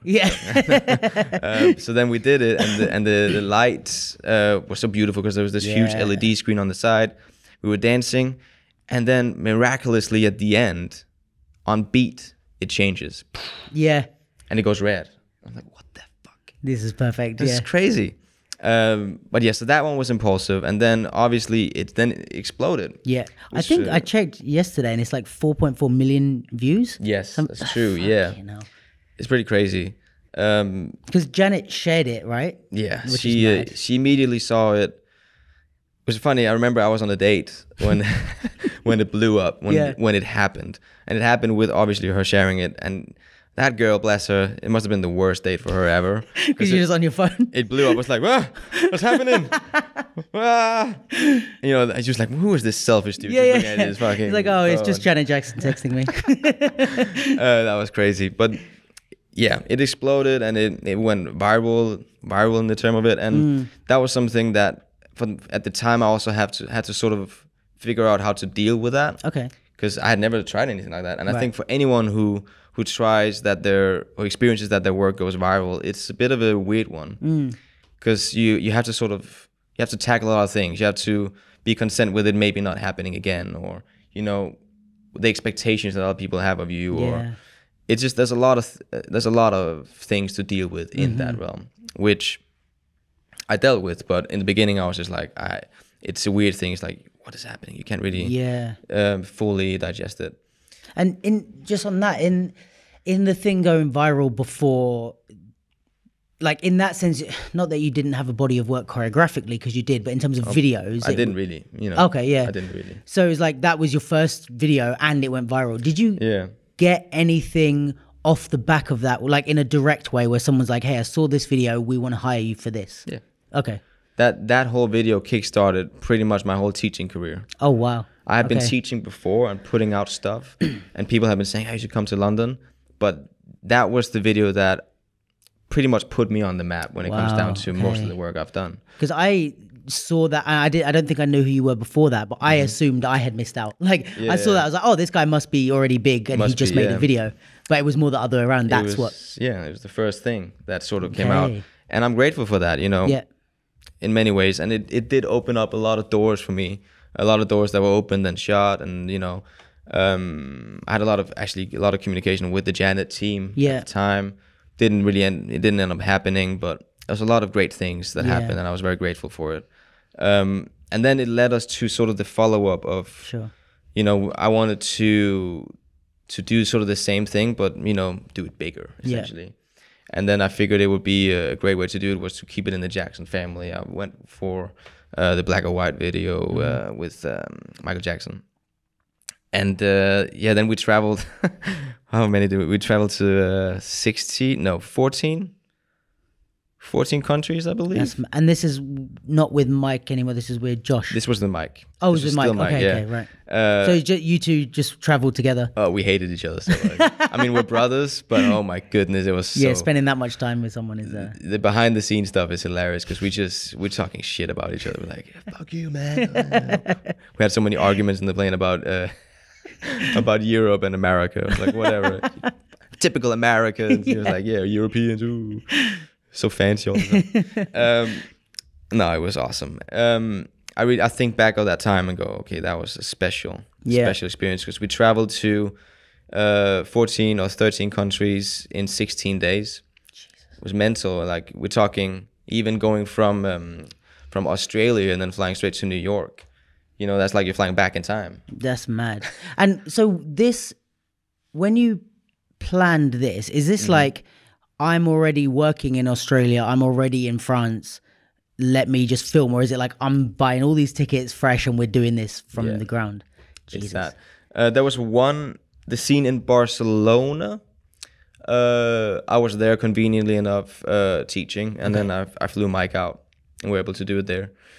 But yeah, that was pretty much it. Then there was a couple in London, which was obviously easier to shoot. Yeah. But most of it, it was just flew out. We made a choice. I made a choice and said, okay, we're going that country to that country, and then just had to organize everything. And again, like I don't want to ask too many personal questions if you don't want to answer them, but like in terms of funding something like that, is that like you saved up your own money and just put it in, or did you try and get corporate help or anything? Or I tried, but it just didn't really happen. You know, I tried to reach out to some people, some different airlines and whatnot. Yeah, didn't really work out. So I just figured, you know what, let me just do it. Okay. So I used my savings on that, a lot of money. I bet. To make it happen. But again, that is actually, well, the good thing is I knew how much the Burn It Up video gave me career-wise. So I had a different sort of approach to it this time. I figured, you know what? I can get a lot of money in return if this pans out. Yeah, I think this is something that I think is super important. And I'm glad that you said that. Because I think people either don't invest when... If you just invest, things can, come back to you, like spending money on a good videographer, even on a small scale, to get some good footage of you, because then you can use it as leverage, or you can even just get opportunities if something goes viral or whatever. Yeah. Or the opposite is people overinvest and don't have any concrete plan of how to get the money back. Like you had already, I think maybe the first one was maybe quite unbalanced in the sense of like you didn't put loads into it, but you got a lot out. So the next one, you're like, right, if like mathematically and business wise, if I put in this much, I can get this much. And now I've seen how it works and who's interested and how they're interested. Yeah. I can kind of make a plan of what I'm going to do with it. But I think people often get that wrong. I know people that will, I feel like this is quite a typical dancer thing, but they'll update their photo, their pictures, like their portfolios. Yeah, their portfolio. That's the word I was looking for. Though, and I shouldn't say this as a photographer because I like it, but people that like every so often they'll get new pictures. Yeah, and it's like, but you never work, so who are you sending these pictures for? Like you're paying and like professional photo shoots are expensive. You're paying hundreds of pounds for Insta. Like, do you know what I mean? And it's like you're not if you know that this investment, like when I buy a new camera, I'm like, right, this camera or this lens is gonna cost me 500 quid. It's gonna take me this many hours to make that money back. Yeah. So I know I need to get a job. Like as soon as I've got that job, I'm like, all right, that's the lens paid for. Yep. Now I'm making money on top of that or whatever. So, and I know what jobs that lens is gonna enable me to get. I'm like, I can't do that job because I don't have this lens. Let me buy the lens, do that job, get paid for it, pay the lens back. Like, and I think it's like, the dancers, or they get loads of videos and it's like, but what's the point of what you're doing with the videos? Are you sending them? Is it for a show reel? Is there a concrete way of getting that money back that you're investing? So I think it's super interesting to hear from you because it's that, but on a huge scale. Yeah, you're like putting a lot of money, but also it's not just a gamble. You're not just throwing money at a project for the fun of it, No. Yeah, no, it's definitely the black or white video. It was definitely that. I saw, you know, the potential of what it could be, and I figured, you know what, let's take a leap of faith here. But there's a huge possibility that it might, you know, go up and at least be equally as viral as the other one. Yeah. And yeah, it was crazy. I mean, low budget flights, you know, just 6 a.m. Flights. Yeah. It was intense, and it was really exhausting. And there's actually behind the scenes of it where you sort of get an idea of that whole process. I think I watched it, yeah. That Mike did. Making me want to watch it again, but I think I watched it when it came out. He did a really good job, Mike, with that when he edited that. Yeah. It's really well shot and edited. Yeah, beautiful. He's dope. But yeah, so then essentially that video exploded. Like the black and white video went full on crazy viral to a point where the Burn It Up video is now on 4 million, but this one, all in all, it got like 40 million views. Jesus. But not on my channels. Really? Oh, because people reshared it. People took the video and on Facebook, specifically on different fan pages, whatnot, for Michael Jackson. Right. They would share the video, and those videos would get like 20 million there and 10 million there. And then my video on YouTube got taken down. No. So then there was this weird balance of, you know, the video being viral, and people seeing it, but not the source was gone. Thankfully now it's up again. Yeah. But that's why you'll see that video and it has maybe like 100 and I don't even know how many. Yeah, like it's less. Almost like 1 million now. I think it's like 900,000. I'm not saying that's not great. It is great, but compared to the overall reach that you know it got, it's crazy. But that video still got me a lot of stuff. You know, a lot of stuff. Do you feel like you've made back the investment on that? Yeah, I would probably say tripled it. Oh wow. Yeah, because a lot of people saw me for that. Like they saw the format we utilized both in the Burn It Up video and the black and white video, and they wanted that. They wanted for like music video type of stuff. Like corporate things or stuff like that, which it's been awesome to experience that coming full circle a little bit. So it's beyond just you as a choreographer. Now it's you as like a director. Essentially, that's what they want to hire you for. They're like, format this whole video for us, kind of thing. Exactly, and that was fantastic. I did that for Google for some sort of what's it called, in-house events. Sure. And it was awesome. Like you made a video for them, or you performed live? It was both, actually. Okay, cool. It was a combination. We did one in Europe where we visited different Google headquarters all around Europe, and then I taught the employees a very easy routine. Yeah. And then each headquarter had like a specific location with specific people, and then I was dancing with them, transitioning into the next. So you kind of recreated your video with It's pretty much the same format, yeah. Then we just played around with new transitions, tried to do things that were a bit more interesting for us. Yeah.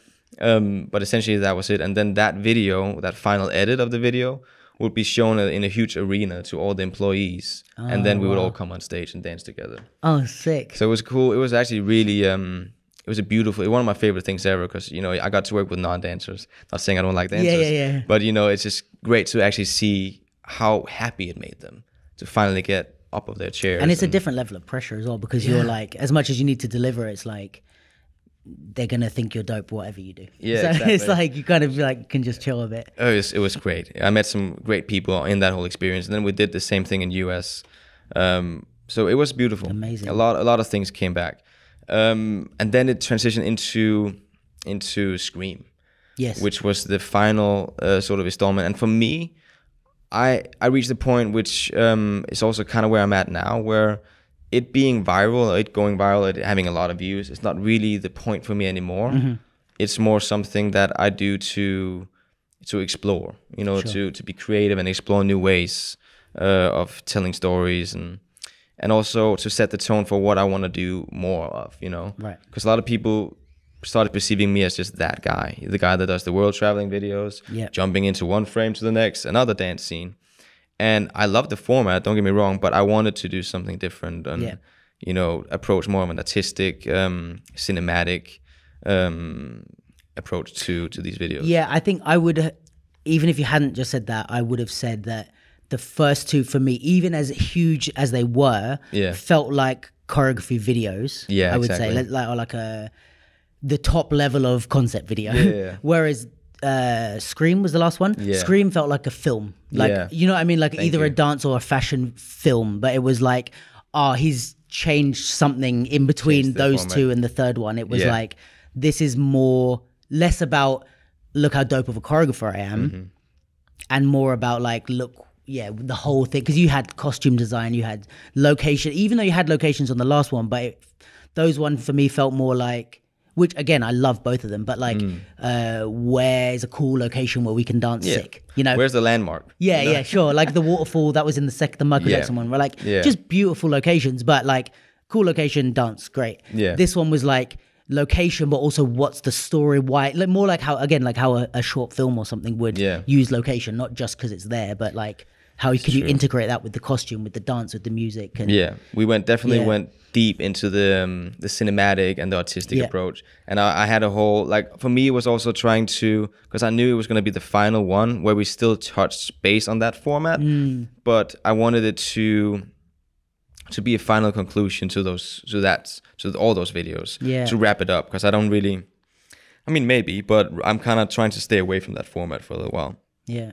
So I wanted to see how I could tell the story, how I could connect the dots from the two other videos, which essentially was when I started to look at the videos, it wasn't like I planned it, you know, the whole idea, because in the Scream video, we go back to the hats that we left behind in the Burn It Up video and the Black and White video. Like both of the videos end with a hat drop of some sort. And what is happening in the Scream video is that you have two new characters, two new leads, Tally, one of them, and Kenya, one of them as well. And they come in and they pick up the hats. Yeah. And then we follow their journeys. So it became more of a story like who approached, you know, different sort of political issues and different elements, you know, also passing on the torch to the next generation and all of those things.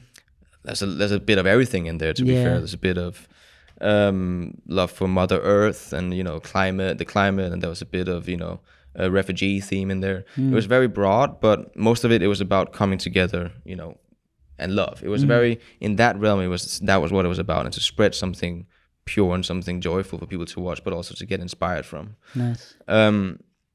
And yeah, that is still one of my favorite projects I've ever been a part of or done.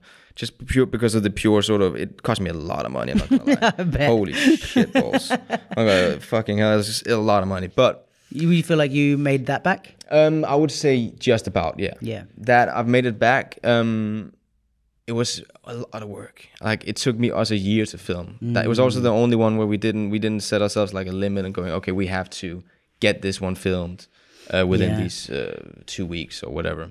And I think also the thing is with stuff like this is you might look at the budget in the sense of what do I have to pay for the flights and the locations or whatever, but you're also not budgeting in your time in planning, in execution, in choreography. So it's like on top of that, there's like more money that you deserve to be paid back. Do you know what I mean? Yeah, it's true. And it was also more personal to me. You know, it became way more personal because I took some time out to figure out what I wanted it to be about. And a lot of it came down to fear. You know, I wanted to tackle the topic of fear and being afraid of what you don't necessarily know or understand. And that's sort of what we're diving into there. A lot of it being, you know, racism as the theme, but a lot of it, unity, stuff like that. And therefore, it just hit a different spot for me. It's like, still to this day, I remember the premiere of it. I remember how nervous I was about it. Like, I've never been that nervous about anything I've ever released. Wow. But that was great. Did not get as many views. But to be fair, it didn't really matter that much to me because I felt like the people that needed to see it saw it. Yeah. And the fact that it didn't get like millions of views did not take away from how much it meant to me. Sure.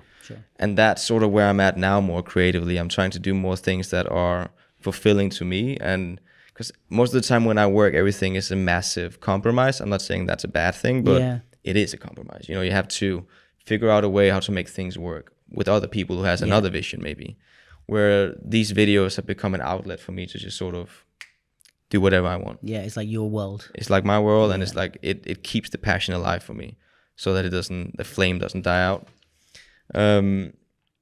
So Scream when you know, we released that, and it was great, and a lot of things came from that. It was fantastic.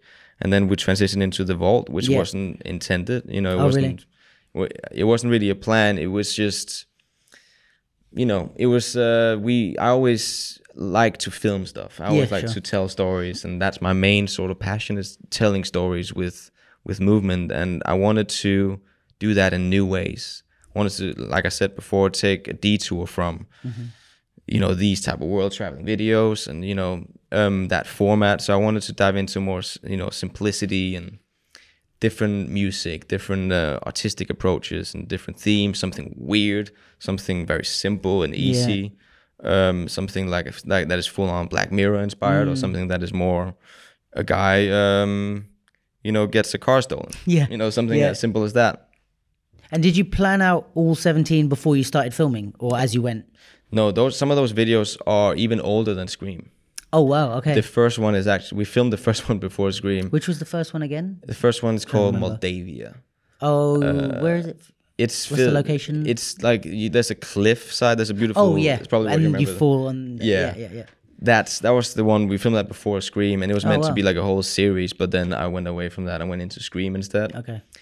And a lot of those videos were just that. It was me being creative and getting some people together and then trying to see what would happen. And then some of it worked and some of it didn't. And at the end of the day, I think when we reached the 10 video mark, I was like, okay, we got 10 videos. When are we going to release these things? What are we going to do?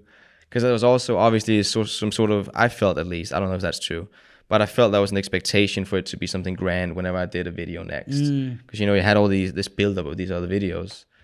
So then I figured, you know what? Let me just release all these videos as a package deal. Yeah. And maybe it can also encourage more people to tell stories and, you know, get creative and dive into their own creative minds. And that became it. So then after knowing that, I was like, okay, let's film 7 more.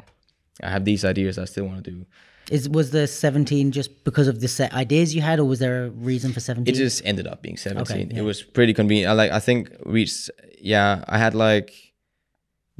the 15 mark. I was like, should I wrap it up here? But then I realized, okay, I have these 2 other ideas. I would love to get them just included. But yeah, a lot of this just comes down to me always writing down ideas. You know, I have like a huge, like most people do, I expect, like a huge sort of, in my notes, just list of ideas, potential ideas, potential concepts, stories. And this was just a way to get them out off the notes app into the world. Get some of that shit out there. It was just staring at me, giving me stress. Yeah.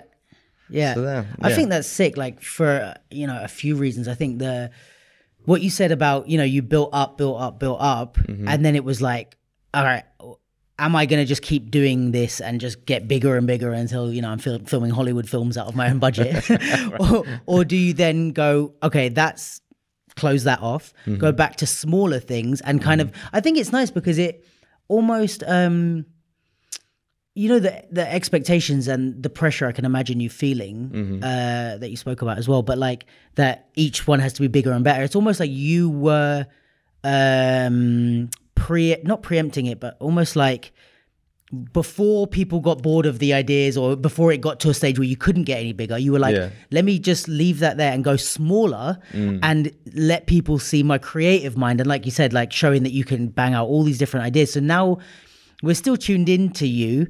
We're still seeing these grand affairs in a way, but in the sense that you've changed it from a grand affair in one video to the fact that it's 17 videos every week. But now you get a chance in that to delve into little ideas and maybe with not less pressure, but like it's smaller, it's easier to just try something and be like, if you didn't like it, next week's coming, you'll like that. And I think, you know, from watching them all, like each one is very different. So I like that in the way that you engaged with the audience, like following your journey, but also in terms of you as a creative, because it's like you got to the stage of, you know, going viral, having all these big things and kind of being this huge name as a choreographer, but then to be like, I want to experiment. Like, I don't want to just do what you expect me to do or this or that. Like, I want to try all these little ideas. And I don't know your mentality behind it, but it felt very like, it doesn't matter if you like each one of these. Like, exactly. I feel like with the first 3, it kind of felt like, not like, I hope you like it, but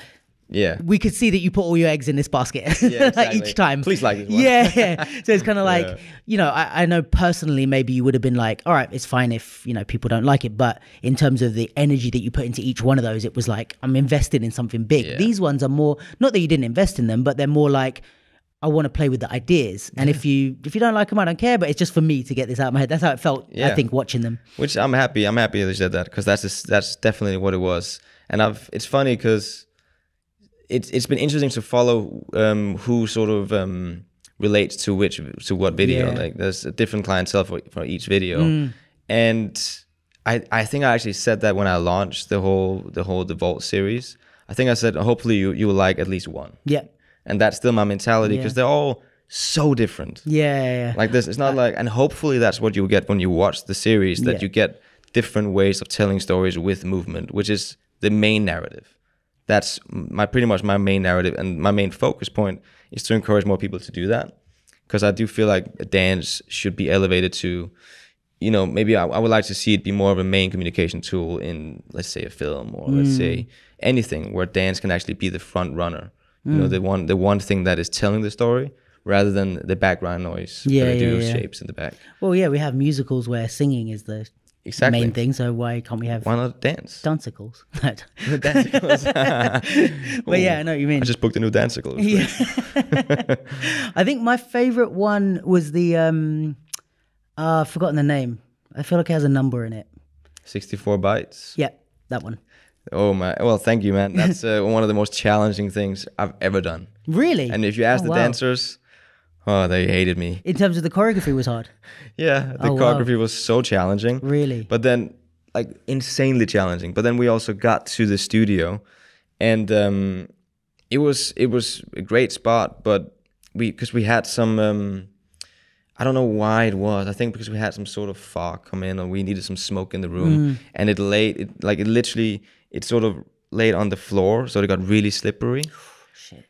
And doing that choreo on slippery floor was a challenge. I mean, I'm really happy with the video, and I like the way that the story was told, because originally I imagined it being more of like a horror approach, like a bit like this dude watching people dance and sort of complaining about it being shit. Like that typical character, and then at the end of it, him being dragged into the TV, and now the roles are reversed. It ended up not being as horror-ish, because, you know, I could not get my good friend Jamie to be a horror actor. It just didn't make sense. Bless him. He's like, oh man, you picked the worst shot of me in this film.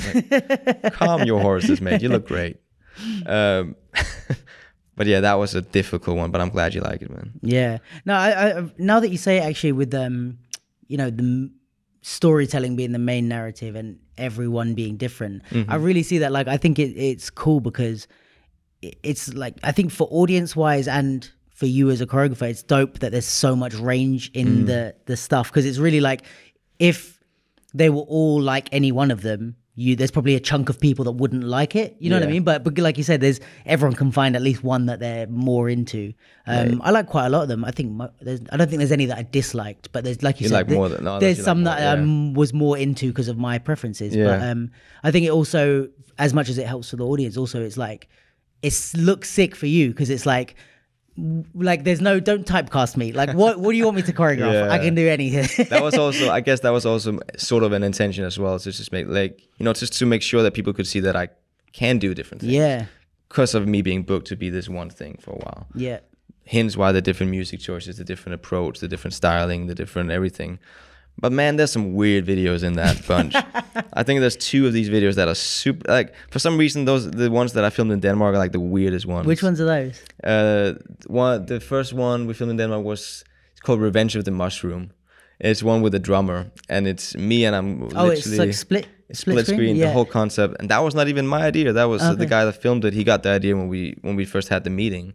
I was like, that is dope. Let's do it.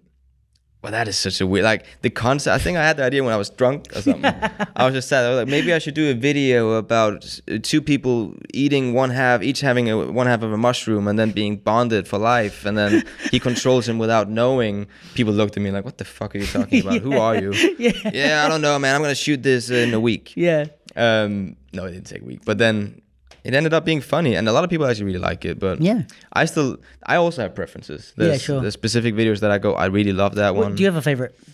Ooh, I might say the one I'm about to release tomorrow. Oh yeah, is your favorite? Yeah, I'll show you after. Is that why you kept it for last? I think so, but also because of the title. The title is Lift Off, which okay. I find it symbolic. But especially, I think most of these videos are actually a huge tribute to the UK community. Nice. But also because I love London. You know, I love the UK. I love London. I feel like the longer I stay, the more I fall in love with London. Nice. Never gonna leave. Yeah. But yeah, especially this last one. It's a heavy sort of tribute to the UK dance community. Sick. Yeah, I think you'll recognize some people who go, oh, okay. Yeah. Okay, sick. That sounds good. But I actually really love the one I did with the EC Twins, Losing My Way, where we danced on the stage. That was the last one, right? Or that was not long ago. Not the last one was the Usher one. There was the one before that. Oh, true, yeah. I also like the Usher one. It's a bit more commercial. I liked exploring that whole dating app territory, how to visually tell the story of a dating app algorithm and make sure that it made sense somehow. You know, it's funny. I went to a showing, or I was working actually at Rambert, and it was the students choreography, and one of them did like a piece about like dating apps and stuff. But it's just really interesting to see both applications of it, like your version of that and then the contemporary. Oh, sick. I'll try. I don't know if the video will be out, but I'd love to see that. I'll send you the guy's Insta. He's dope. Yeah, please. Please. But yeah, I think all of these, I found all of them interesting for different reasons, you know. Yeah. What was I going to ask you? Yeah, so you said your favorite one was maybe the Losing the Way. I think that one. Mostly choreographically, I look at it, and I'm mostly proud of that one. I love the visuals of that one. I love big productions as well. But I just love fucking good simplicity, visuals. Like, I get you. Just so fucking nice. There was I don't know if you've seen it. I think there's I think it was FKJ. There's a concert he did where he's like playing instruments and stuff it's on the water and it's like on a platform. I think I've seen it, yeah. Oh, it's fucking beautiful. And it's like 2 hours long set, but it's just playing music and it's just on the water, just nice visuals. And I'm like, I love shit like that where it's like, this visual is so dope that it's like, we don't need loads of cuts and edits and stuff. It's like, just like let it run. And that's what I loved about the Losing Your Way one. It's like, it's just really nice. It works out. Like, the simplicity of it works for me, and I see it also. It could be like a performance on the stage. You know, I imagine it being in a spotlight or whatever, and I find it very symbolic as well. Actually, because you know, obviously we build the stage ourselves, which is why when you actually watch the video, the stage is like getting worse and worse throughout the days. What is it like? Where did you get that stage from? It was a whole mission. Oh, okay. And it was a whole debate between us. So it was like, no, we can't build our own stage. We're like, yes, we can do it.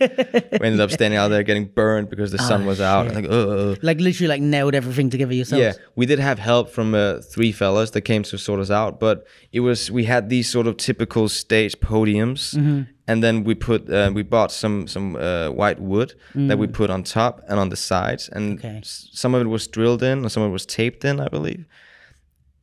Yeah, like we did one take and it went cluck. Oh, no way. And then cluck. Yeah. Oh, shit. But I just found that one super symbolic because of the time it was filmed. You know, it being the pandemic, there was not any stages for dancers, and like the whole idea of, you know, the 3 of us going out there building our own stage to dance for no one but ourselves. Yeah. I found that special, especially now when I rewatch it. Yeah. And then, maybe because we put in a lot of work with our own bare hands to make it work. I think that's also the other thing is like all of these things that you've done, it's like, this is, I guess, why I love photography, but it's like, it marks a like period or a place. Like you can, it's not just a video, especially for you. It's like, you know, all the experiences that went into each one of those. And it's not just like it's in your head anymore. It's like, you can go back and watch it on YouTube and be like, oh, I remember being burnt and building the stage or, you know, traveling to France or whatever it was, you know, which is so sick to have. It's memories. There, It's honestly that. It's an investment in a lot of things. One, your career, but also just, you know, your life, you know. Yeah. I'm so grateful for all those memories and all the people that I've met through it. I mean, Tally's like my sister now. And that only happened because of Scream. Oh, really? Were you guys not close really before? Not at all. I reached out to her. I was like, hey, do you want to be in this video? Oh, shit. Oh, you didn't really know each other personally? At all. We had never met, I think. she's gonna hate me if we had, but yeah. So then we sat down, we had a really meeting, nice. and it was through that. Now, you know, I'm just grateful for those things because a lot of people go, okay, I don't want to create with this specific person because I don't know them. I only create with the people that I'm close with. For me, if you inspire me, I'm down to reach out to you, and then we can connect through the process. Yeah. Maybe we will connect like as human beings as well as, or maybe we just connect artistically. But I never saw that as something to, as a reason for not to reach out. Yeah, yeah. So yeah, I'm really grateful for all those things, man. That's so dope. And I think the other thing as well is like, I think, you know, you said about having your notes app and all the ideas written down. Yeah. I feel like, yes, we all have that, but not a lot of people get them out into the real world. Like I know so many, I used to be like this, but I know so many people that have ideas or have songs they want to dance to, or like, oh yeah, one day I'm going to do a video to this, and they just never do it. Yeah. And it's like, I guess the main thing holding people back is some type of perfectionism of like, I'm not going to do this. I mean, this is me to a T, but like, I'm not going to do this until I have the budget, or I'm not going to do this until I've really like like if I was going to dance to this, like I have a song in my mind right now that I like, I've always wanted to choreograph to. I think I'd be able to do something amazing to it, but I'm like, I want to really like take my time on it. And I just, it's been 5 years that I heard this song, and it's like, I never did anything to it. So, but I think it's dope that you're like, you got all this stuff out and like this many ideas, you know, because it's 17 plus, so like 20 different songs, different ideas, different concepts. And even within those first 3, there's a whole bunch of different things in there. Yeah, it's true, yeah. But yeah, that's what, for me, I found it super like inspiring of like, and especially, you know, because you already had like, you know, especially after the first 3, you had some sort of platform and expectations and stuff like that. So you have even more of a reason not to experiment. Whereas me or someone like a younger dancer or someone that's not known for their choreography, it's like, well, what excuse do you have to not get your ideas out? Because not in a horrible way, but no one cares. Like, if your video doesn't get any views, no one gives a shit. Like, if your videos didn't get any views, people are like, oh, Tobias' video didn't get any views. You know what I mean? So, like, as much as it's great that you're in a place where you didn't care about that. That could have held you back, you know? So it's like, for me, that was inspiring. I was like, man, if he can do all this shit, like, I can go and make that 1 minute freestyle video to a song I like, you know? Yeah, no, it's true. To be fair, it did hold me back for a little while. It took me a while, from the transition between Black or White to Scream. Okay. It took me a little while to sort of just reach the mental state where I was able to just go, I don't give a fuck. Yeah. You know, I'm just going to do this. But that's because you were worried about the expectations a bit. Yeah, of course. It was like, oh, I did these 2 massive videos, both went viral.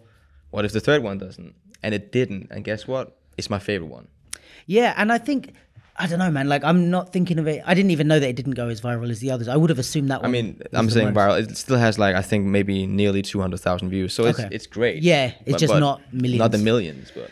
But I think, I don't know, for me, it's like, it looks like the biggest and best one of the 3, you know? Like, I love the other 2 for different reasons. Yeah. But that one feels like, and I think this is like a really, I find common thing with people, but it's like that it's hard to balance the creative side with the, I want to say like pragmatic or logistical style, right? Side of you.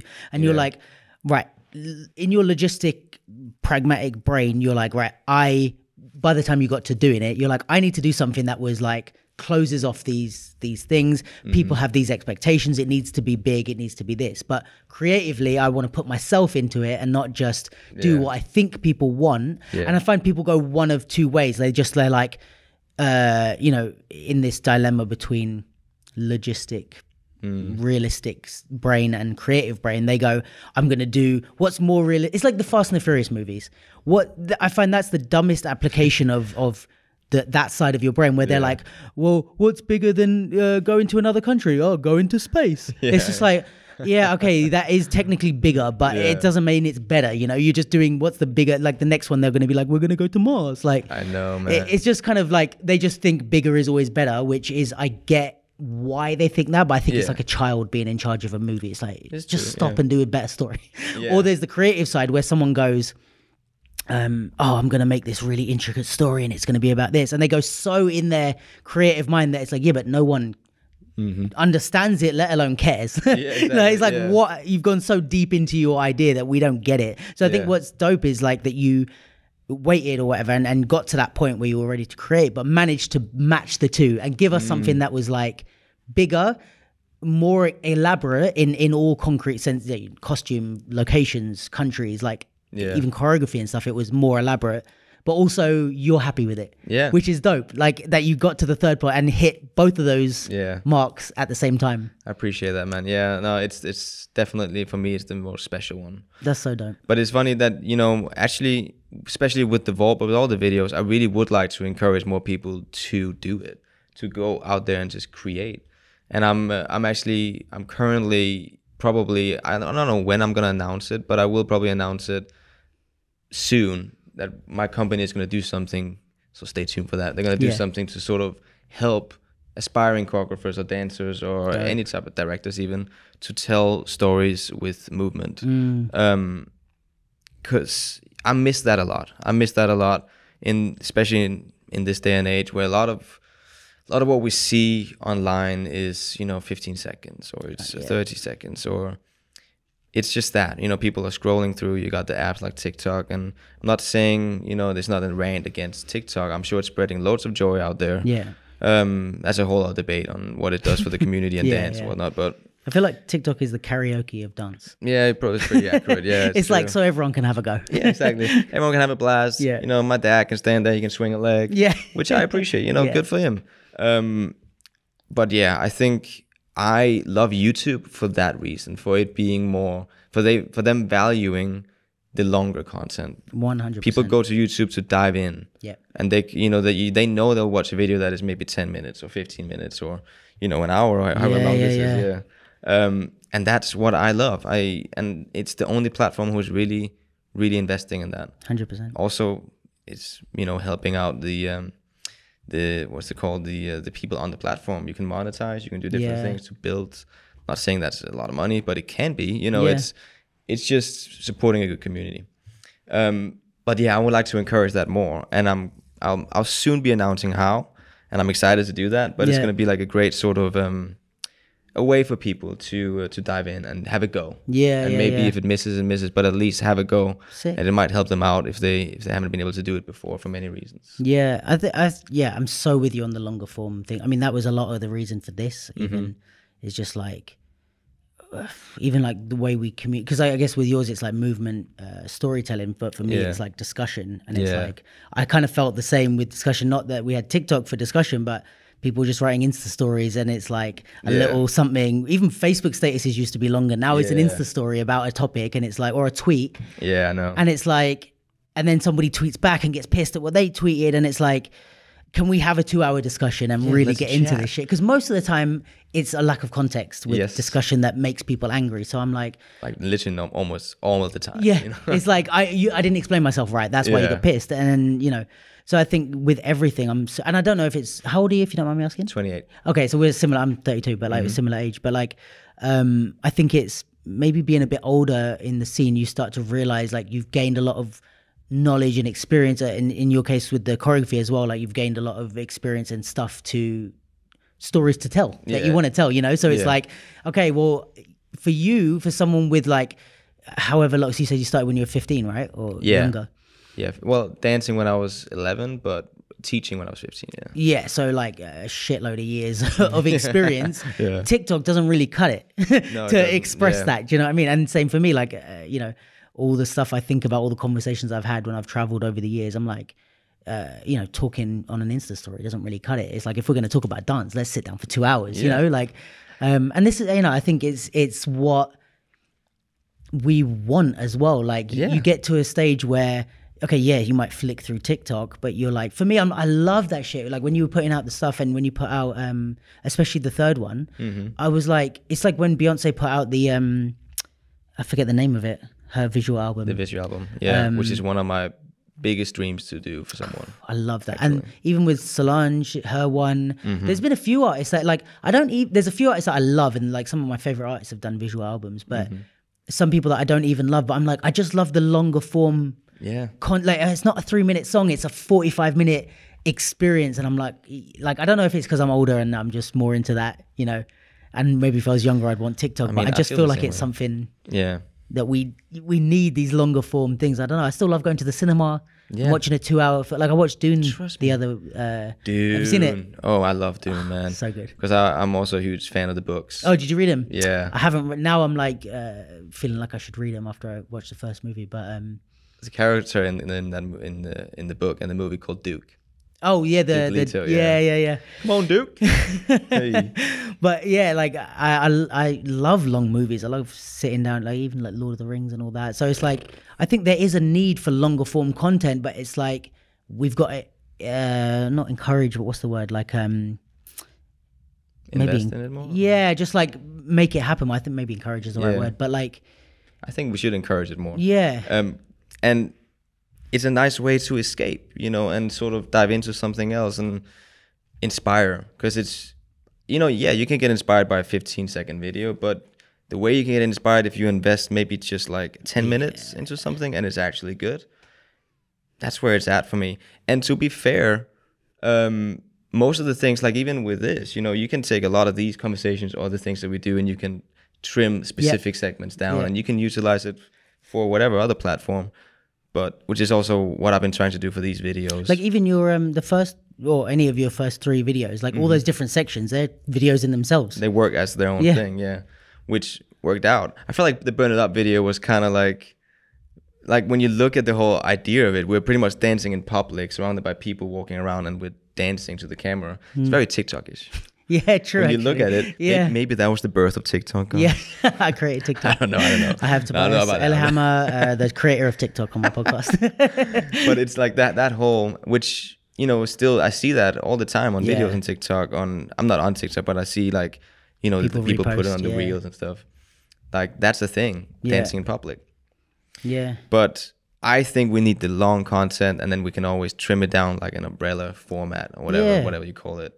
Definitely, man. Pick the moments. And it's it's a completely different set of skills. Like somebody that makes I've seen short content, like let's say short concept videos that I thought were too long. And they might have been 3 minutes and I'm like, this is too long. But it's not because of the time, it's because of the structure, the way that they tell the story. It's like you're not saying anything with it's the same with battles. Like you can have a minute, but you can also say nothing for a minute. Oh, it's like you said what you needed to say after 30 seconds, you're allowed to stop. But it's like, I think if with the longer form content, it also develops a different type of skill set, you know, like to do, how long was the longest one you did out of the 3? Scream was the longest one. And I think it was 11 minutes. And it's like, 11 minutes is not easy to keep someone engaged for and to build and even to have different sections and for them not to feel disjointed. Like there's a whole nother skill set that you have to engage to be able to create something good like that. And it's like, if you never try and you never make something long or you never do anything more than 15 seconds or a minute or whatever, you're almost stunting your growth as a creative, I guess. Yeah, you are. And like then I would imagine, I don't know, if you get booked for a job to choreograph for something, they might ask you, is this 11-minute set? Or like, I don't know how long a concert is. If you were to choreograph a whole concert, it's like, now create for an hour and you're like, well, can I do 15 seconds at a time? Like, do you know what I mean? Like there's stuff that you'll learn from doing that. So it's true, man. It's it's definitely true. What was I going to say? I had this one thing in mind. I can't remember now. It's definitely about the formats. Yeah, man. Sorry, I don't know. I took it away. No, it was true. It was like what you were saying. I definitely agree with, and I think that's it. I had a lot of conversations with people where they go, okay, and they come to me. They say, I have this idea. I want to shoot. Yeah. I want to shoot like 5 dancers. I want it to be like this. This is the location. This is the da da da da. Yeah. And I literally always ask them, okay, why? You know, what's the why? Yeah. Because a lot of videos, like for me at least, when I can tell that you have a sincere reason or something at heart, something you want to share, something you are trying to express to people or making them feel, whatever it may be, that's what makes the whole difference between, you know, something that is just, beneficial for maybe your ego, or emphasizing your ego, or something that is actually going to be beneficial for other people. Yeah. And hopefully, that's my goal. In most of my work, you will tell that there's a why. There's something that I'm trying to say, in any shape or form. Yeah. I think if you start to ask yourself that before you dive in, then it's gonna change your mindset. And I even had a conversation with someone like I think a month ago about it, and she had an idea. She's like, "Oh, I really have this cool idea, and it's gonna be badass." I was like, "Okay, what's your reason?" I mean, I don't know. I just want to do some badass choreo. I was like, well, "Okay, cool. So it's a dance video." Yeah. Yeah. I could tell she started thinking. I was like, well, "So it's a dance video?" Yeah, but I kind of want it to be more. Okay, so what are you trying to emphasize here? What is the purpose? Where's your heart? Where does it come into play? And it's hard to do that without the long content. It's hard to also have like a concrete beginning and a middle and an end. Yeah. You can't. Yeah. I mean, you can, but you can't. It's different ways of doing it. Takes time to tell a story. It does, and to make people invested. Yeah, and I think even with the why thing, I think that's so true and so important. But like, it doesn't even have to be that we, the audience, can see what the why is. We just need to know that you had one. Yeah, exactly. It's like we can see there was, and I think again, there's a lot of parallels with freestyle dance and like the way people dance. Is like we can. Even if we don't know what the concept is that you're playing with, we know you're playing with a concept, or we have intention in it can be in your movement or in your whole structure and your whole storytelling. It's like, if there's an intention, we're going to connect with it, even if we don't quite know what that is, Exactly. It makes the whole difference, man. Yeah. Makes the whole difference. And you can always tell, like, that those are also the videos you remember. Yeah. Yeah. Like, you don't remember the ones that are clearly just there to showcase. Like, you'll forget about them the next day. I'm not saying they're bad videos. If you want to do that and express, heck, I've done a lot of dance videos as well. If I don't have anything else but just the movement and the steps and whatnot, sure. But even in that, it's like, it's still figuring out your why, because if you're real with yourself and you're not trying to pretend that it's something that it's not, you're like, right, what is the point of this? My why is like, I just want to flex and show everyone I'm sick. It's like, all right, well, this choreo better be fire. Like, exactly. You can't just bang that out in a week. Like, if that's your one and only why is to just make everyone think you're better than them at choreo, you go in on it. And then it just, even then we see the intention, we're like, holy shit, like there was nothing but like, when it's like I'm trying to think of a good example, but like a rapper that like they make a song or they make those tracks that are just like, it's like 8 minutes of just like rapping. And it's like, your point of this was not to sing me a song and make me feel something. It's just to go, I'm the sickest rapper. Here's 8 minutes of why. But they knew that before they got, they weren't trying to have like Ashanti on the hook or something. They're like, exactly. Everyone get out the booth. It's just me. But I think it's like that. It's like, whatever your why is, it's fine. Like there's a weird sentence, but all whys are valid. But just decide what it is and be real about it. Make sure you know exactly what it is and commit to it. And then have patience. Patience is the key, if you ask me. That's the hardest shit, isn't it? Like committing and having patience. Because even with the stuff that you did, it's like, I put a lot of money and time into this. Honestly, I mean, these 17 videos. I've been sitting on these videos for so long. Like, we just kept putting things in the vault, which is why it's called the vault. Right. But for a time I was like, oh my god, what are we gonna do with these videos? Are we ever gonna release them? And now it's great to finally have it out there in the open. That's so dope. And now looking ahead. Yeah. That's what was going to be my next question. So by the time this one comes out, your last video will have already been out. Yes. Do you have a plan for what's next in this realm, or are you more letting the video production stuff fly, or is that a secret for now? I definitely have a plan. Okay. I have things I want to do. Definitely long content. I'm not really diving into any of the shorter approaches. It's a hard one because I've written a couple of things down, like, that are more storytelling, more heavy on the storytelling. Like I've done a script that I'm really passionate about, and I'm still working on it. And that is essentially my next sort of focus, is to try to make that happen. Am I right in saying that none of the 17 is there people speaking in them? Do you have any speaking parts? I'm trying to think back. There's only in the latest one. Okay. I think in the latest one, there is a stupid conversation between Anders and I talking about the dating app. Okay. Some great bloopers, by the way, on that. Oh my God, it's fucking hilarious. But would you go more into that in future, like more with speech and stuff as part of it, and like acting and? It could be. I'm really passionate about exploring, like what I mentioned earlier. You know, dance being the main communication tool. Cool. So not needing to. Yeah, like finding ways for the dancers to be the main stars. Nice. Because I think we deserve that as an art form. You know, it's definitely as relevant as acting or playing music or whatever it may be. So I'm very passionate about that. I'm not saying that's exactly what's going to be in my next one, but it's definitely something I'm very much aware of. Yeah. Expressing it and seeing how that will work for mainstream audiences as well.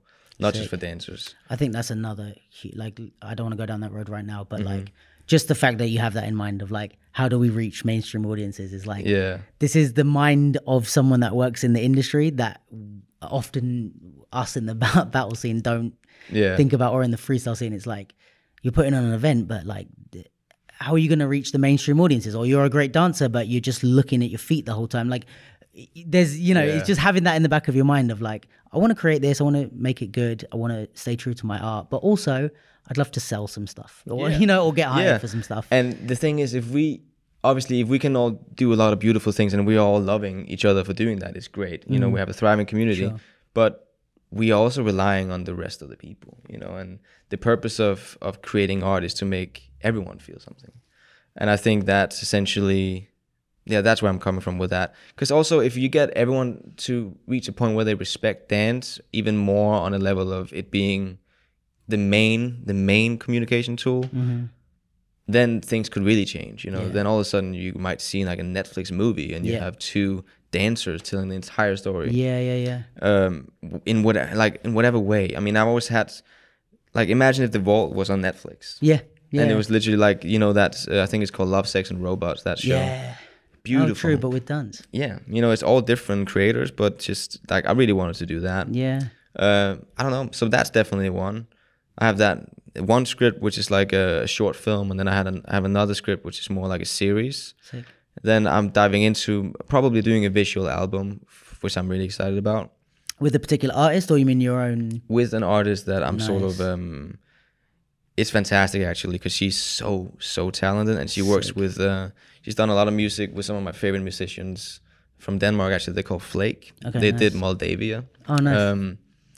And so it's just well produced stuff, and she's very, very, very unique. You know, her language is very unique, and it's just great music. So I'm excited to dive into that and help her grow. That's gonna be cool. To have like a creative collaboration and figure out what that's gonna be. So yeah, I have those two scripts that I'm sort of playing around with. Have that. Maybe a season 2 of The Vault, who knows? I mean, there's still a lot of ideas in that blog thing. The Vault's not empty. No, it's definitely full packed. A lot of it, I mean, some of the ideas I'm also saving to figure out, maybe something like a music video will come in where I can utilize that idea. Right. And I guess, I don't know how the industry works like that, but could you still use the things that you've already put out there, but just repurpose them for a video? I mean, I would hope so. Yeah. It would be nice to do it with the proper budget. Yeah, sure. Right. Because people do that with, I don't know how you call that. Like, where they send a video where it's like, the artist, someone's pretending to be the artist. Yeah. What do you call that? Like a submission thing for? Yeah, like a submission. Yeah. So like that could act as that, right? You could be like, oh, Usher needs a new video. I just did a... Look at this idea. Yeah. Or dating app, you need like a commercial. Hey, look at this new video. Like, there's plenty of things, and it wasn't really something I focused on, but when I look at the videos now, I'm going to try to break them all down and see what could work out and how we can. Because that's what happened with Google in a way. Pretty much, they saw the one and they were like, well, we want that, but in a different way. So you could do that with any of these Vault things. Exactly. So in a way, it's almost like, well, it is, but it's like, this is kind of, can act as your resume as well. Can. Like you can be like, pick one. Which would you like? Yeah.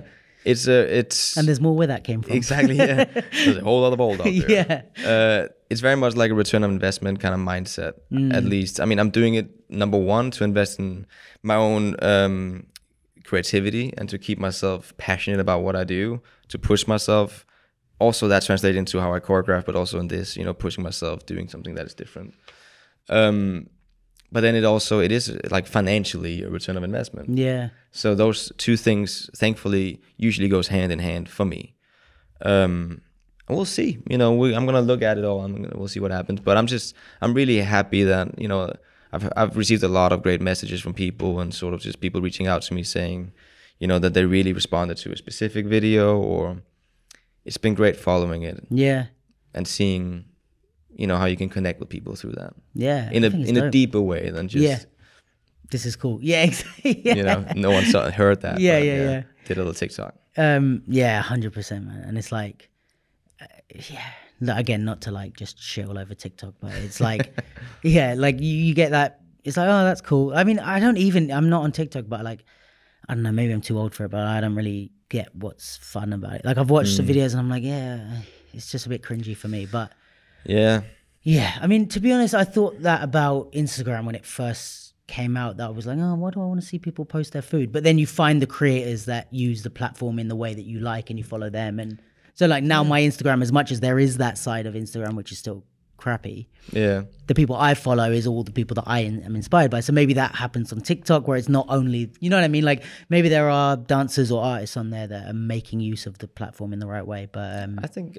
yeah, I agree with you. I feel the same way. I don't have a TikTok or anything like that, but I've been thinking a lot lately about it, because it's not going anywhere. You know, it's not going anywhere.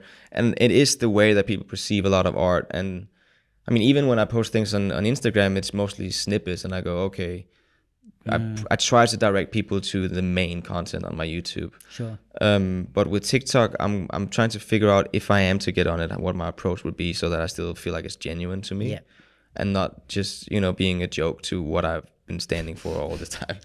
You know, all of a sudden I do like this stupid challenge, like, what do you do that for? Yeah. So maybe I'll give it a shot and see if it's for me. But even Instagram is changing into TikTok, and it's very obvious. So we'll see what happens. But the long content for me is where it's at. It's not going to go anywhere. Anything else is like an add-on to it. Yeah, for sure. That's dope. I think we'll wrap up there, because that's perfect. Looking into the future, to positivity.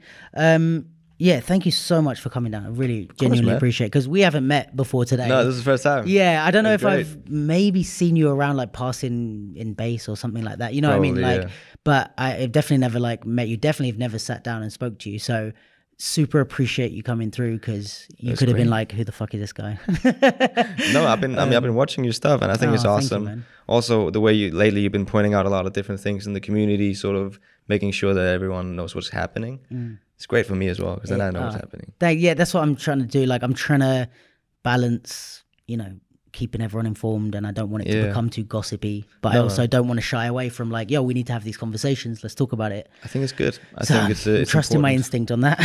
You keep doing it, because it doesn't feel too gossipy at all. It feels like an important step for the community and for people to make sure that what's happening. It's great, man. Thanks. And I know I'm very battle scene focused, but I do want to expand and kind of everything under this street dance umbrella, even in the choreo world and stuff. I want to get there, but I got one step at a time. I got a lot of battlers in the next video. Yeah, sick. I'll show you once this. Yeah. Looking forward to seeing it. So yeah, if everyone, it'll be out by now, so go and check out the last video on the vault, and the rest if you haven't seen them. Yes. Yeah, honestly, thanks so much for coming down. I super appreciate stuff like this, man. Especially where it's not like I'm asking you to do a Zoom call. I'm asking you to like spend your time coming here. So it really is appreciated. Perfect timing as well, because, you know, I'm literally going to Israel tomorrow, and then I come back, and then I go to LA. Oh, wow. So it's like this was the only window. Perfect. I'm super happy it worked out. It happened, yeah. Thanks for having me, man. No, I appreciate it. Of course, man. And shout out to Tally, because did she message you? She did. Because I said, can you warn him, because I want to message him, and I didn't know if you had seen anything, so I was like, can you just let him know I'm going to message him, please? So shout out to Tally, making things happen, and for being a dope person. And what else? So check out the vault. If you haven't seen any of the videos we're talking about, I strongly recommend going and checking them out, no matter what style of dance you're into, because they're just dope pieces of art, I think. And again, with the vault, like, you'll find some that you connect to. You might not connect to the others, but that's the beauty of it, I think. Give it a little bench. Yeah. And thanks everyone for listening. check out, this is the Duke London podcast. Check out the Capsule at thecapsule.ldn. I do a podcast every week, usually on a Tuesday. It's been a Tuesday every week so far. I might have to change it if stuff comes up, but so far I've kept it to Tuesdays, talking about what happens in the dance scene from my perspective. Also, feel free to, if you want me to talk about stuff, send it to me and let me know. Similarly, if you want us to share anything on the Capsule that you think is newsworthy, or I don't know, classes and stuff we can share on Insta stories and all that, so please do send your shit in. And yeah, that's about it really. Thanks everyone for listening. Catch you soon, and peace. Bye.